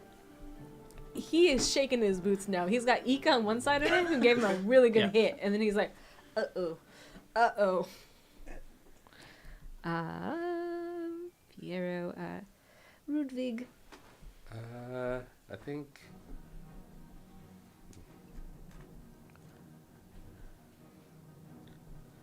I I'll use a ray of frost on the zombie clot. Oh, good, good. Is that what it's called? Yes. Zombie clot. I didn't make up that name. Okay. Mr. the Coast did. Sue them, not me. Jeff. His name is Jeff. So I can't remember in D&D. Can I split my movement, like move 15, use a spell, and then move the Yeah. rest of my movement? We have too many systems in our head. Yes, absolutely, you can do that. Okay, here we go. I'll move like 15 feet away from it, Yeah. and then I'll ray of frost it. Oh, perfect. So I just need to roll to hit. 22. And then I'll give you some Yeah. cold. Just 3 cold damage, but Okay. its speed is reduced by 10 feet Okay. until my next turn. That's So gonna he be got a a little chilly. Eh. And Parts when he of- does it, as he's running, he takes out like his little the crystal ball. Yeah. He shakes it, and then like holds it in front of him, and it like shoots like a ray of frost at the thing, Like a snow yeah, like a little globe. snow globe. And it shoots and it freezes like parts of it, and you can see like human faces are like, and he's like, "That's weird." There was one that had like a mustache still on it, and it's got frozen like Oh. smell on it. The icicles. And then I guess with that, I'll move like the rest of my 10 feet. Probably Yeah. take some cover over here. That's perfect. That zombie clot is scary, It big scary. It does hit. and I'm big weak. No, you got 12 hit points. No, What are you I'm at 10. No, you are. Because I had a nightmare. permanently. I got scared. I was like, ah. No, The elderly forgot to take their medication. I think the hag is going to. What she could do. She's just so disappointed in her scheme going awry. I think she's going to get off of her pedestal, and does she have this? Do I believe I understand that she has this? She is going to just do a little magic missile back at you. Hers are not Finger icing, guns. you know? Okay. No. They kind of sound like screams of children. Not terrifying at all. No, definitely not. Something like.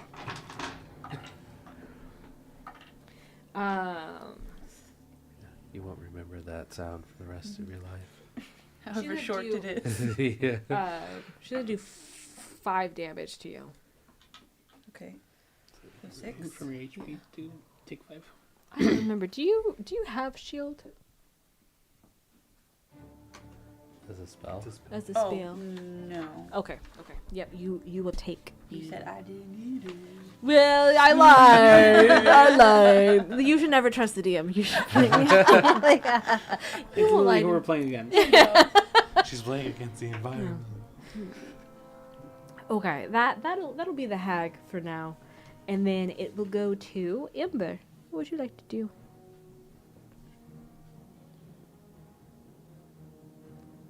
Oh, that's me. I'm so No, sorry. you're good.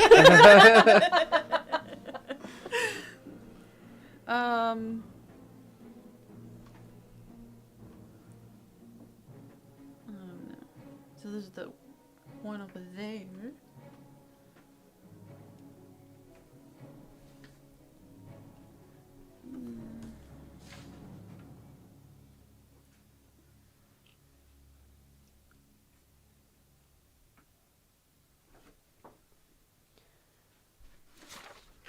What would you feel like is the biggest threat for you?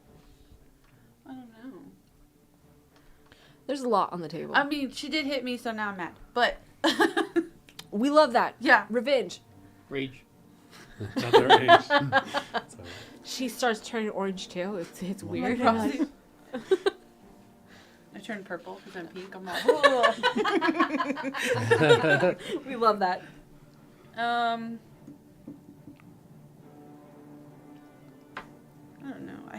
Witch? It's a perfect Oh. it's witches. Okay. Yeah. Yeah. I love that. Okay, so to do that one. Yeah. You roll the hit. Sorry. Is that 2 It'll be 2d12. Yeah, so roll the hit. Roll me a d20. Okay. Yeah, roll that one. 5. Plus 6 is 11. That is not going to hit. Okay. No. She seems to study your hand movements, and she's like, and she just steps out of the way of it, and she looks back at you. She goes, "I could teach you so much. If you wanted to learn and be great, we can make a bargain." Okay. Then it's gonna go to my zombie clot. My zombie clot is going to try to move, not be able to get to anyone because Ludwig was like, and it was like, verbatim. That's what happened. In case anyone was wondering, don't rewind the VOD. Don't rewind. Okay, trust me. That's We what already happened. did just now. Exactly. We relived it in real time. Okay, that's what happened. Make it a sound. No. Okay, this skelly is gonna try to hit probably the one that's annihilated two of his friends. That's fair. 14. 15. No, it like does not hit you. Right. Does not hit you. This one is gonna stay protecting the hag, I think, and so that's my turn. I'm gonna go back to top of the round, Elise.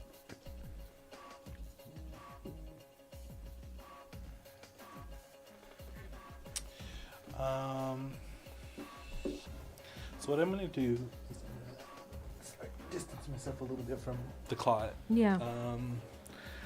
I'm gonna pull out my Tommy bowgun, Okay. and I'm gonna shoot. My little friend. I'm gonna try to shoot the one that they're fighting, so they can kind of progress and Okay. pressure the hag a little more. Yeah. Okay. I got a nat one. Oh no. Valid. It happens to us all. We've all been there. Performance. The arthritis. The arthritis got to me. No, not Is it metal darts that you're shooting? I don't know. What do you?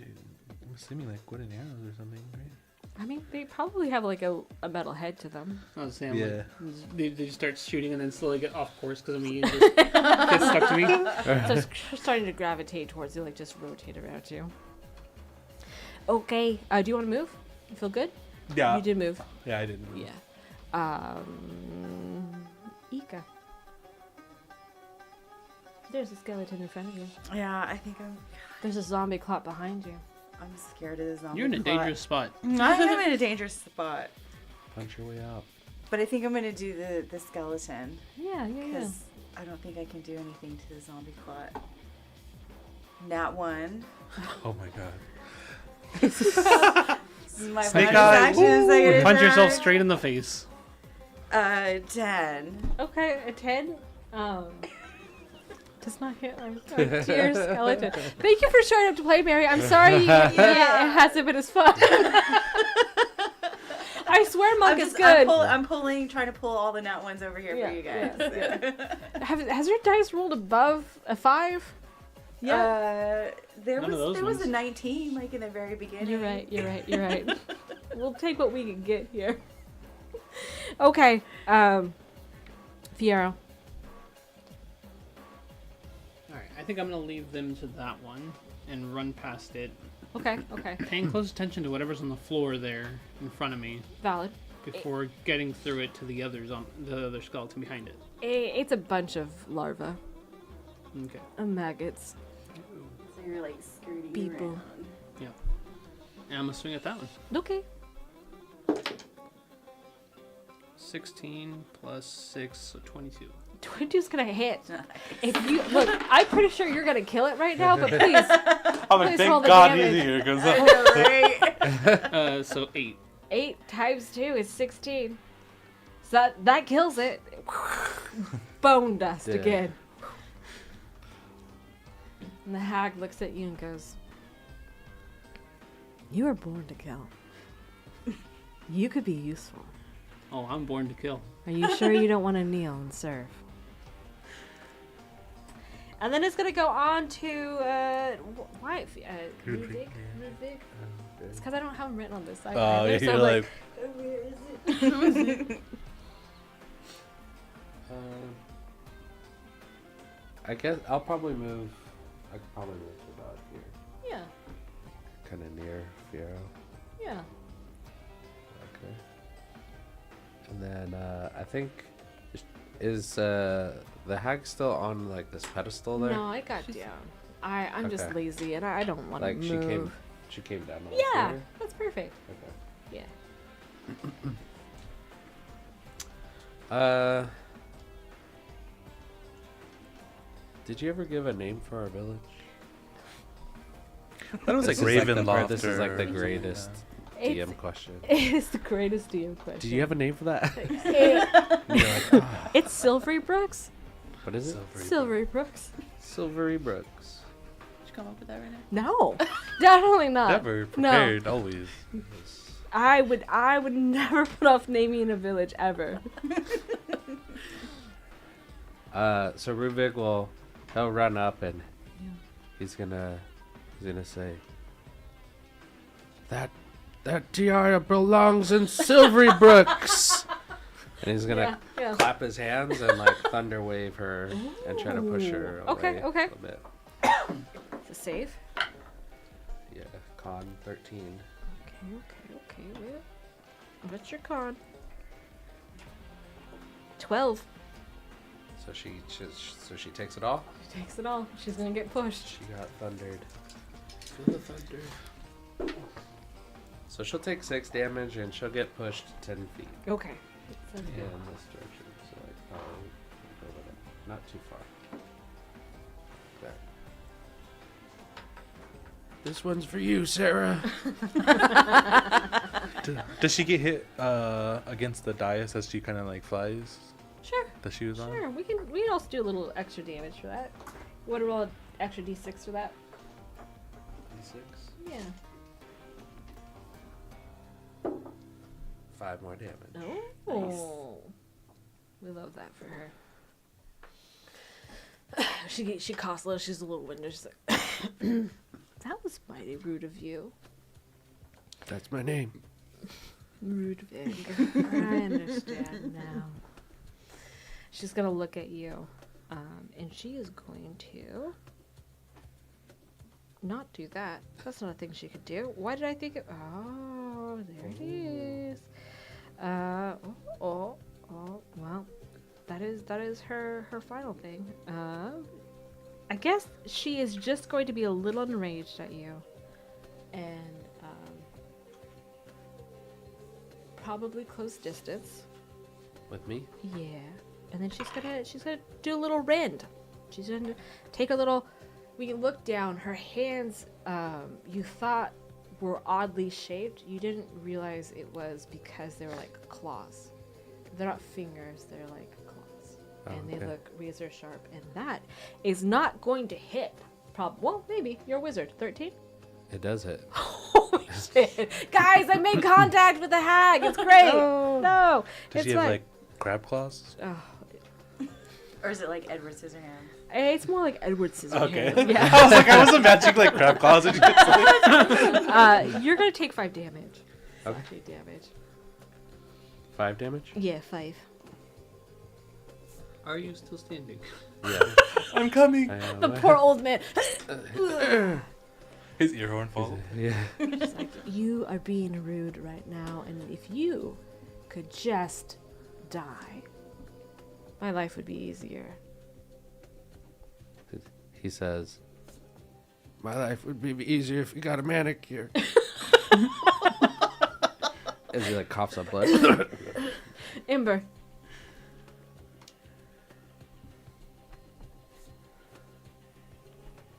Okay.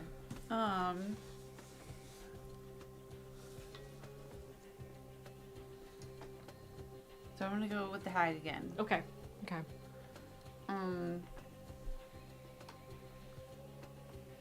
I don't know. I guess I have the firebolt. Okay. Do it. Try that one. Roll me a d20, add 6. 13 plus 6. Okay. That's 19. That's definitely gonna hit. Okay. I think it's a d10. Mm-hmm. Roll a d10. Right? Yes. I am damaged. Friendly fire. It's a 2. Perfect. Didn't take damage. She's gonna look at you because she'll be like, Quait. What? I'm sorry. She's gonna be like, Quait, you could be doing so much more. And then the zombie clot is going to try to probably move towards Elise. And do a little touch on you. I mean, hey, hello, why don't you come join us? Well, Elise, that's gonna hit. That's a 19 on the dice. You're living your nightmare. Let me check. Not the nightmare.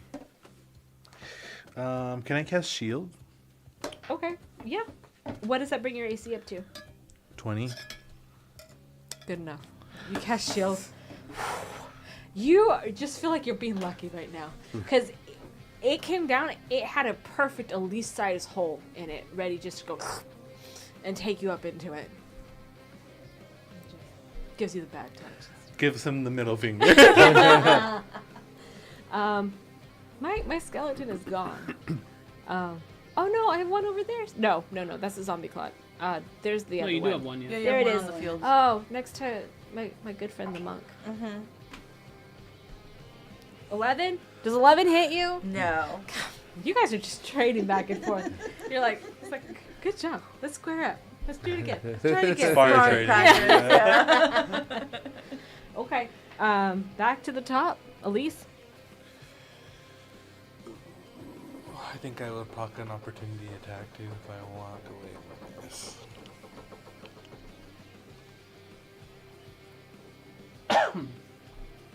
Well, I would still have shield, wouldn't I? Okay, so I'm gonna try to make my way towards Rudvig Yeah. and like rush this way. Okay. This. Yes. I'm gonna get close. Yeah. I'm gonna cast Curing Wounds on Oh, Rudvig. that's cute. That's good. Not just cute. That's good. What does Cure Wounds look like for you? Elise like spits in her hands and rubs it together. Yeah. And it's like, No thanks, I'd rather die. and it like almost pulls like a goop. Oh. Yeah. And it like tosses it on like on him. Oh, but it's healing. Yeah. It's Okay. sanitized. So I think you get to roll 2d8. Let's see, 6. Okay, 6 plus what's your healing? What's your whiz? I think it automatically adds it. Oh, perfect. Oh no, it's 10. Sorry. Yeah, it's 10. 10. 10 damage. Oh, that's almost your entire health. And We have permanent damage. yeah, so it was don't we? permanent. Oh, we yeah. can. You're I can right, only you're up to 2. You're right. Yeah, he probably. Rivik might be like, I always knew it was a good idea to keep you around. I never thought it'd be so dirty, though. Be so dirty. Wow. Don't die on me, old man. Not today, anyway. I'm your best customer. Okay. Cure wounds, movement, anything else? With that, I'll end my turn. Ika. Okay, I'm rooting for I'm working on this guy. It's Yeah, gonna you are. happen. This Yeah. is the one. Yeah. And I'm switching over to digital dice. Oh, good. I just can't anymore. We've Okay. been using them too often in Star Wars and Marvel anyway. Is that what it is? The chick you Yeah. know. I think that is it. Now I've forgotten So how to use satisfied it. in this out. Yeah. D20. Roll. So 13, 15. Okay. Does Okay. 15 hit? 15 will hit. Oh my god. You got this. Okay, so then 6 plus 2, 4 damage. Okay. Okay. But I have a bonus attack. Yeah. Yeah. so You I'm gonna do. do that again. 6. The way that the happiness just went away. This one is really sparring with you. I told you. You guys are going back and forth. You caught him off guard. It hit him. He was like, oh. But he's ready for you to come around. He's like, nah, Go harass the hag. He's like, wait, I'm supposed to be protecting the hag. Go harass the zombie clot. Oh, no, thank you. No, I don't blame you. I don't want to fuck with that either. Bonus action. You want to do anything? Move. Or not. It's up to you. He's not still slowed, right? Nope, he's not. He's roaming about. So maybe I'll just rolling around. I'm gonna swing around this way to just get a little more out of his range. Oh, that's good. We like that. That's important. Okay, Ika. Now we're going to have Fiero.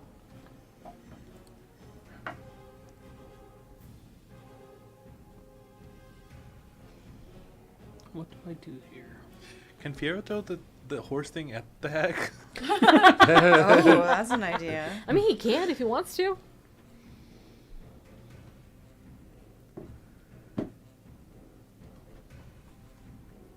The zombie thing's freaking me out. I don't know what to do about that. That's valid. I think I'm still just gonna swing at the hag for now. Okay. That's valid. Ooh, so like 6 plus 6 is 12. 12 does not hit her, unfortunately. Alright. Disappointing. Ludwig. I guess I'll do a shocking grasp. Okay. 17. 17 does hit. That'll be 5 lightning damage. Ooh. And the hag does not get opportunity attacks until my next turn. So, if you want to move away from her, you can. Which I think is what I'm gonna do. You're gonna take a little wander? I'm gonna Go away? skedaddle. Perfect. Like, over here. Wee. Whee! He's like, smell you later. Then he just runs off. He's like, goodbye. Okay. That is my night hag. Strixie. Above you, there seems to be an odd light and a boom that goes off, and her eyes go up to it. She looks back down at all of you, and she goes, "While I would love to play with my food and finish this, my sisters call for me. I'll see you later, or in hope that we won't. Because the next time we cross, I will take your souls and string your bodies up for the mist to devour, etc." And then she plane shifts away, leaving the zombie clot and the skeleton behind. So, my hag is gone. No. No! Not my hag! Oh. Ah! Yay, my hag is safe. Is there anything we could have done to prevent that? Because she's moving away from us. So she used magic to do so. If you have counterspell, you could. Counter. Yeah, I don't Yeah. know that. And then at a higher level, doesn't do that. it's weird. Weird barbarians don't do that. That's strange. You might be able to get like a mage slayer thing that I would let you like perk into something, but currently no. She's just goodbye. At level 2, there's not going to be much, No. if at all. Yeah. There are some creatures that are just unfortunately too powerful for you. But zombie clot still, and also Skelly Bro, and maybe some creepy larva if you want to investigate any of that. That is her turn. Ember. Mm-hmm. I guess the skeleton, the last one that's there. That's our zombie clot. No, there's one. Oh, here. that one with Ika. You're right. Yeah, the one- Because I she's been couldn't dancing see with- it. The tree's not in my way this time. I can That's see it. it. You're like, Can I just do firebolt again? yeah, absolutely. You can firebolt as many times as you would like. Okay. So make 20, right? Yep, add 6. 4. Plus 6? Plus 10. Yeah. 10. 10. No. Yep. No. Unfortunately not. It's a little singed. It went right by it, but it was like as he was reaching out to like try to grapple Ika, it just went right through his like femur or whatever it is. My. Okay. That is my Skelly Bro's turn. Ika, he's gonna try to hit you again. Okay.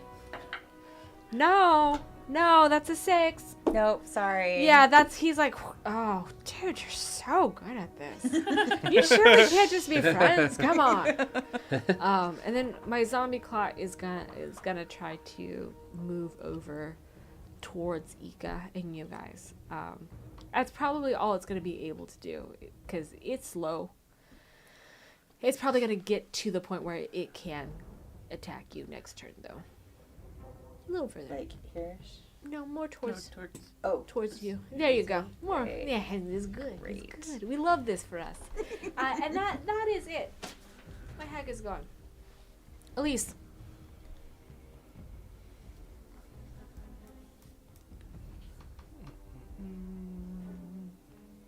Okay, we'll try it one more time. We're Okay. we're gonna try to hit him with this horse thing. Yeah. With my Tommy bow again. Okay. Okay, I roll 24. That'll hit. Okay. Tell your dice. Listen up. And 10 damage. 10 damage to that? That kills it. It's dead. It's a little sad to see him go. And she You couldn't even see him. she laughs menacing and Yeah. That's perfect. and returned with the I think I'm in a safe distance. That's fair. Okay. Ika. Zombie clock. Just a zombie clot. That's it. All right, then I'm gonna do.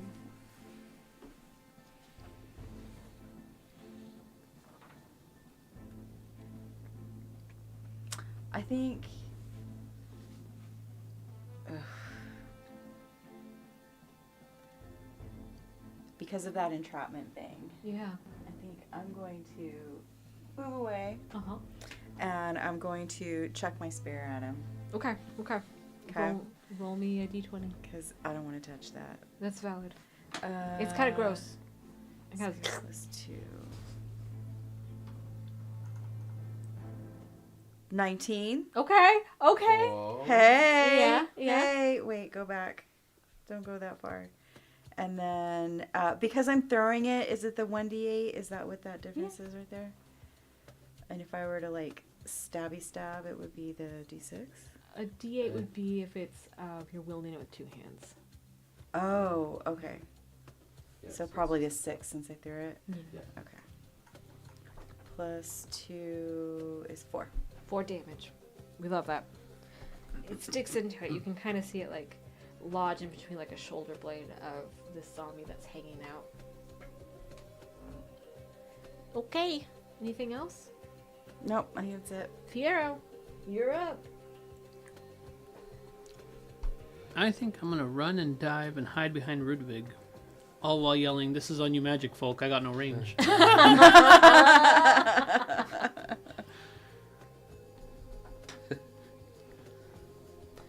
I just completely like drop to the floor and try to hide my twice his size body behind tiny little Rudvig. Totally valid. Totally valid. Ludwig.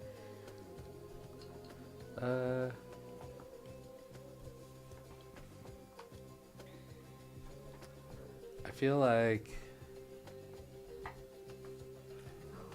Okay, so this thing is a zombie as well. Or I assume a zombie clot is a zombie. I would assume as well. Yeah. Without Were those reading other too things much. we fought? Were they zombies? No, they were just skellies. Oh, they were skeletons. Okay. Well, I guess I'll Ray of Frost him. I'll shoot Okay. a Ray of Frost at Okay, him. make him slow again. Not gonna hit. That was a Ooh, 1. That did. You right over its head. Okay. He shook the snow globe too hard. He did. The flurry. Ember, what would you like to do?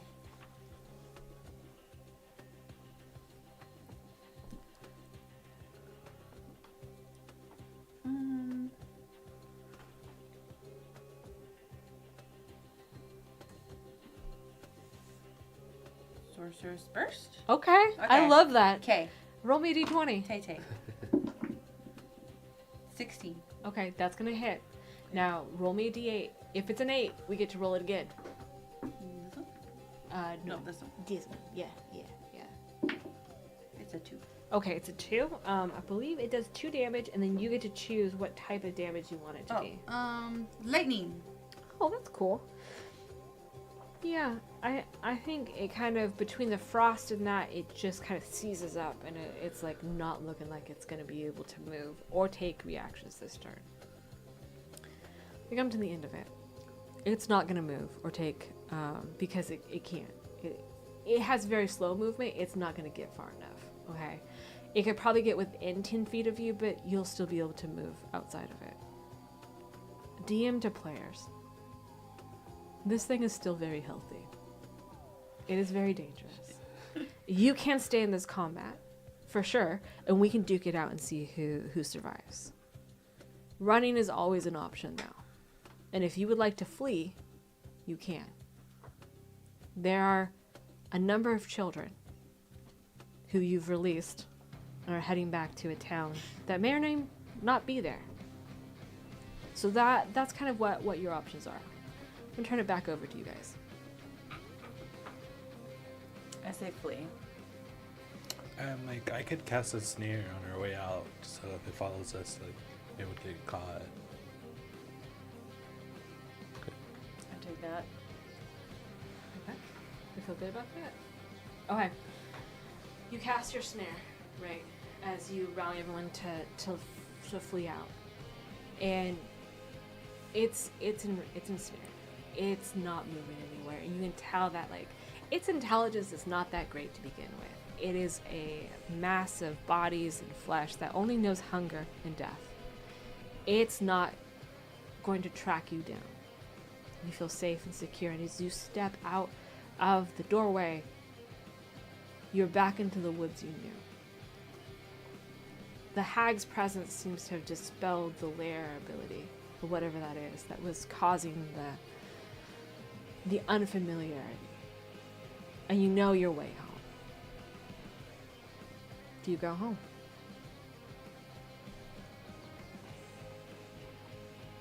The real question is, do we have home to go to? Yes. I mean, we don't have anywhere else to go, so we might as well just go see. Yeah. Okay. I think Sarah comes up and holds Ember's hand, and all of the like little urchins latch onto each of you to kind of like, it's been a terrifying night. And as you guys walk your way back to Silvery Brooks, named so because there's a brook outside that during the springtime when it's running, it sounds like silver bells almost.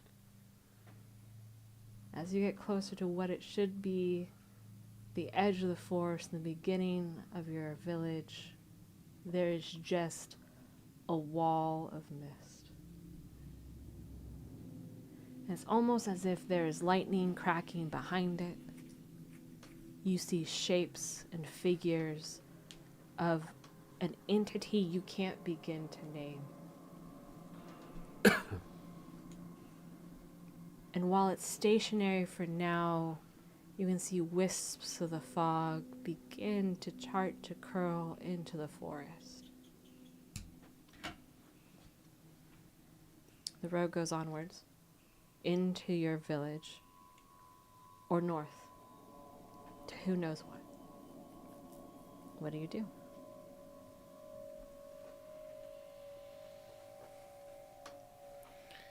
I mean, we could camp at the edge of the village, but we don't know how fast the like mist is progressing, and like obviously we would be asleep, so we wouldn't be able to fully pay attention.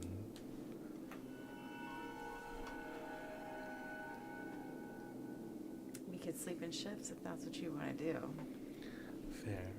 How many kids did you say we have? I think it was a 20-foot cage. Let's say that children are smaller than people. Children not It's a hard point to sell. Yeah, it is. I'm sorry.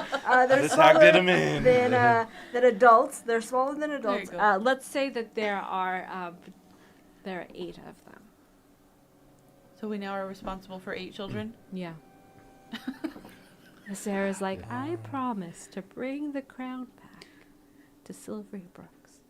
There's no silver. There's no. It's right there.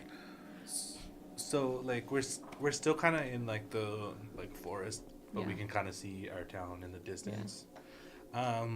With like I'm sure when Ika was on ship, she's like climbed up like what is it, the nest or whatever.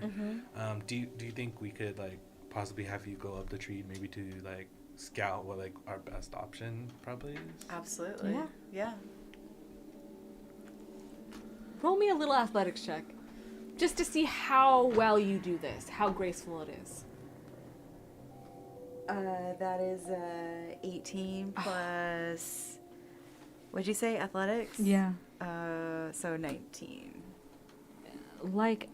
That's like a fish to water, like a pirate to ship, a sailor to their boat. You are tree branch to tree branch to tree branch until you're at the very top of it. And you have been out on the ship, the ocean, when it's been foggy before. And you know, sometimes you can get high enough up where you break the cloud barrier and you can see clear. There is no seeing clear. It goes up for what seems like forever, in a way that shouldn't be solid but is. You look kind of around, and it's an uneven wall. The entirety of your village is surrounded by it. But it's not a straight line. If you look north, the path is still clear. If you look northeast to where Castle of Ernest is, you can see in the sky a golden star that has never been there before. Maybe a mark from the hour of ascension, you don't know. Northwest, clear. Anything south, it's hit or miss. And how long do you stay? How long do you stay up there? Maybe 5 minutes. Yeah. I think with careful observation, with your monk eyes, you're able to see it's not moving very quickly, but it is beginning to seep places. You don't know if it will take 5 more feet tonight, 10 more feet, or if over the course of the next 6 hours, all the way to the clearing will be gone. But you know that it's advancing.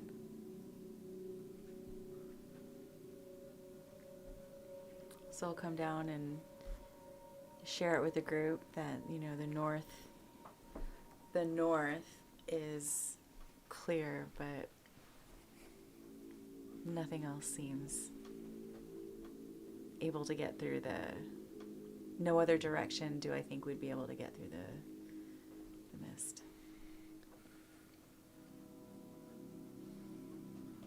Well, the north it is.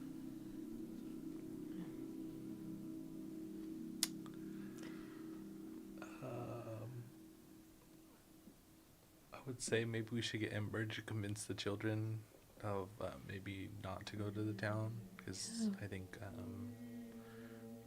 obviously they did a pie contest together, so maybe they'll feel like more encouraged. She got that child at Hartford. Yeah. They bonded. Yeah. Yeah, no. I think that's great. I think you also know that to the north, I mean, our merchants at the table for sure know that to the north of you there is another town. So while you have these 8 children for now, that doesn't mean you will have to have them forever. Feed them to the fog. Dang! I mean, Let's go find a Look, you could hat. have just given them the hat. Abandoned them. She's like, yeah, that's fine. Bye. But you know that there are places you could drop them. You could theoretically abandon them here if you want to. God. Or retreat further back into the forest to sleep for the night.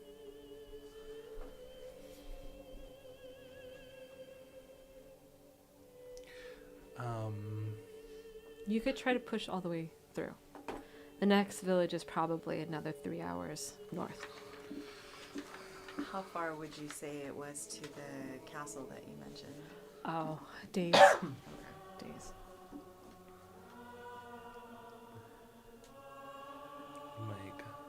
I'm like, for me personally, I could use the rest. I have one spell slot left. Yeah. But I could survive with like the one spell slot. I just don't know like in that 3 hours what we'll encounter and how helpful I could be. Valid. What time exactly is it? I was just thinking the same thing. It's You guys 1 left o'clock at when we left. 1 a.m. Between walking there, having the encounter, walking back, I would say it's about 2.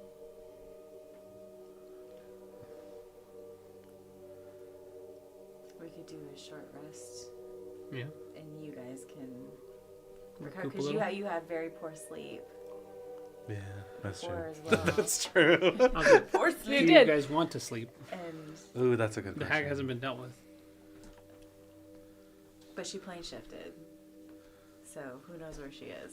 Yeah, to be fair, her layer dispelled too, so maybe it like broke concentration in some way by doing so.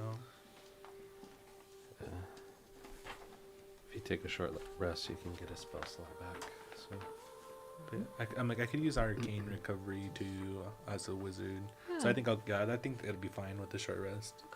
I'll stay up to watch. That's great. You can take a short rest here. I think doing so, not only can you roll your hit dice if you are missing any, but those of you who had your hit points reduced permanently, you can regain it. Okay. this nightmare's over. You do feel like her presence is not suffocatingly close to you. And I think where we'll end the night is after your short rest. You picking up these children and moving northward towards not the fog in hopes to find something, maybe safety, maybe another way out. You don't know. But that's where we'll leave you tonight. On the road, hopefully, to find safety. Anything else? I think we're good. Okay. I do want to give a quick shout out to Wintermute, who donated $20 to say so many nat ones. We've appreciated you guys being here with us. I appreciate you guys sticking around, watching us, and seeing all my cool friends play D&D with me. That I twisted their arm to be here. If you're interested, there should be a podcast probably next week. We're doing Detroit Become Human on Wednesday. That's live. Friday is Pixie Hollow, which has me and Emma's friends Josie and Julian in it. And then we'll be back, this table, to hopefully wrap up something about Darkon on next week. Same time, 4 p.m. to 6 p.m. We love you all. Have a good night. Go honk shoe, me, me's, etc., etc., etc. Darkness. I hit darkness, right?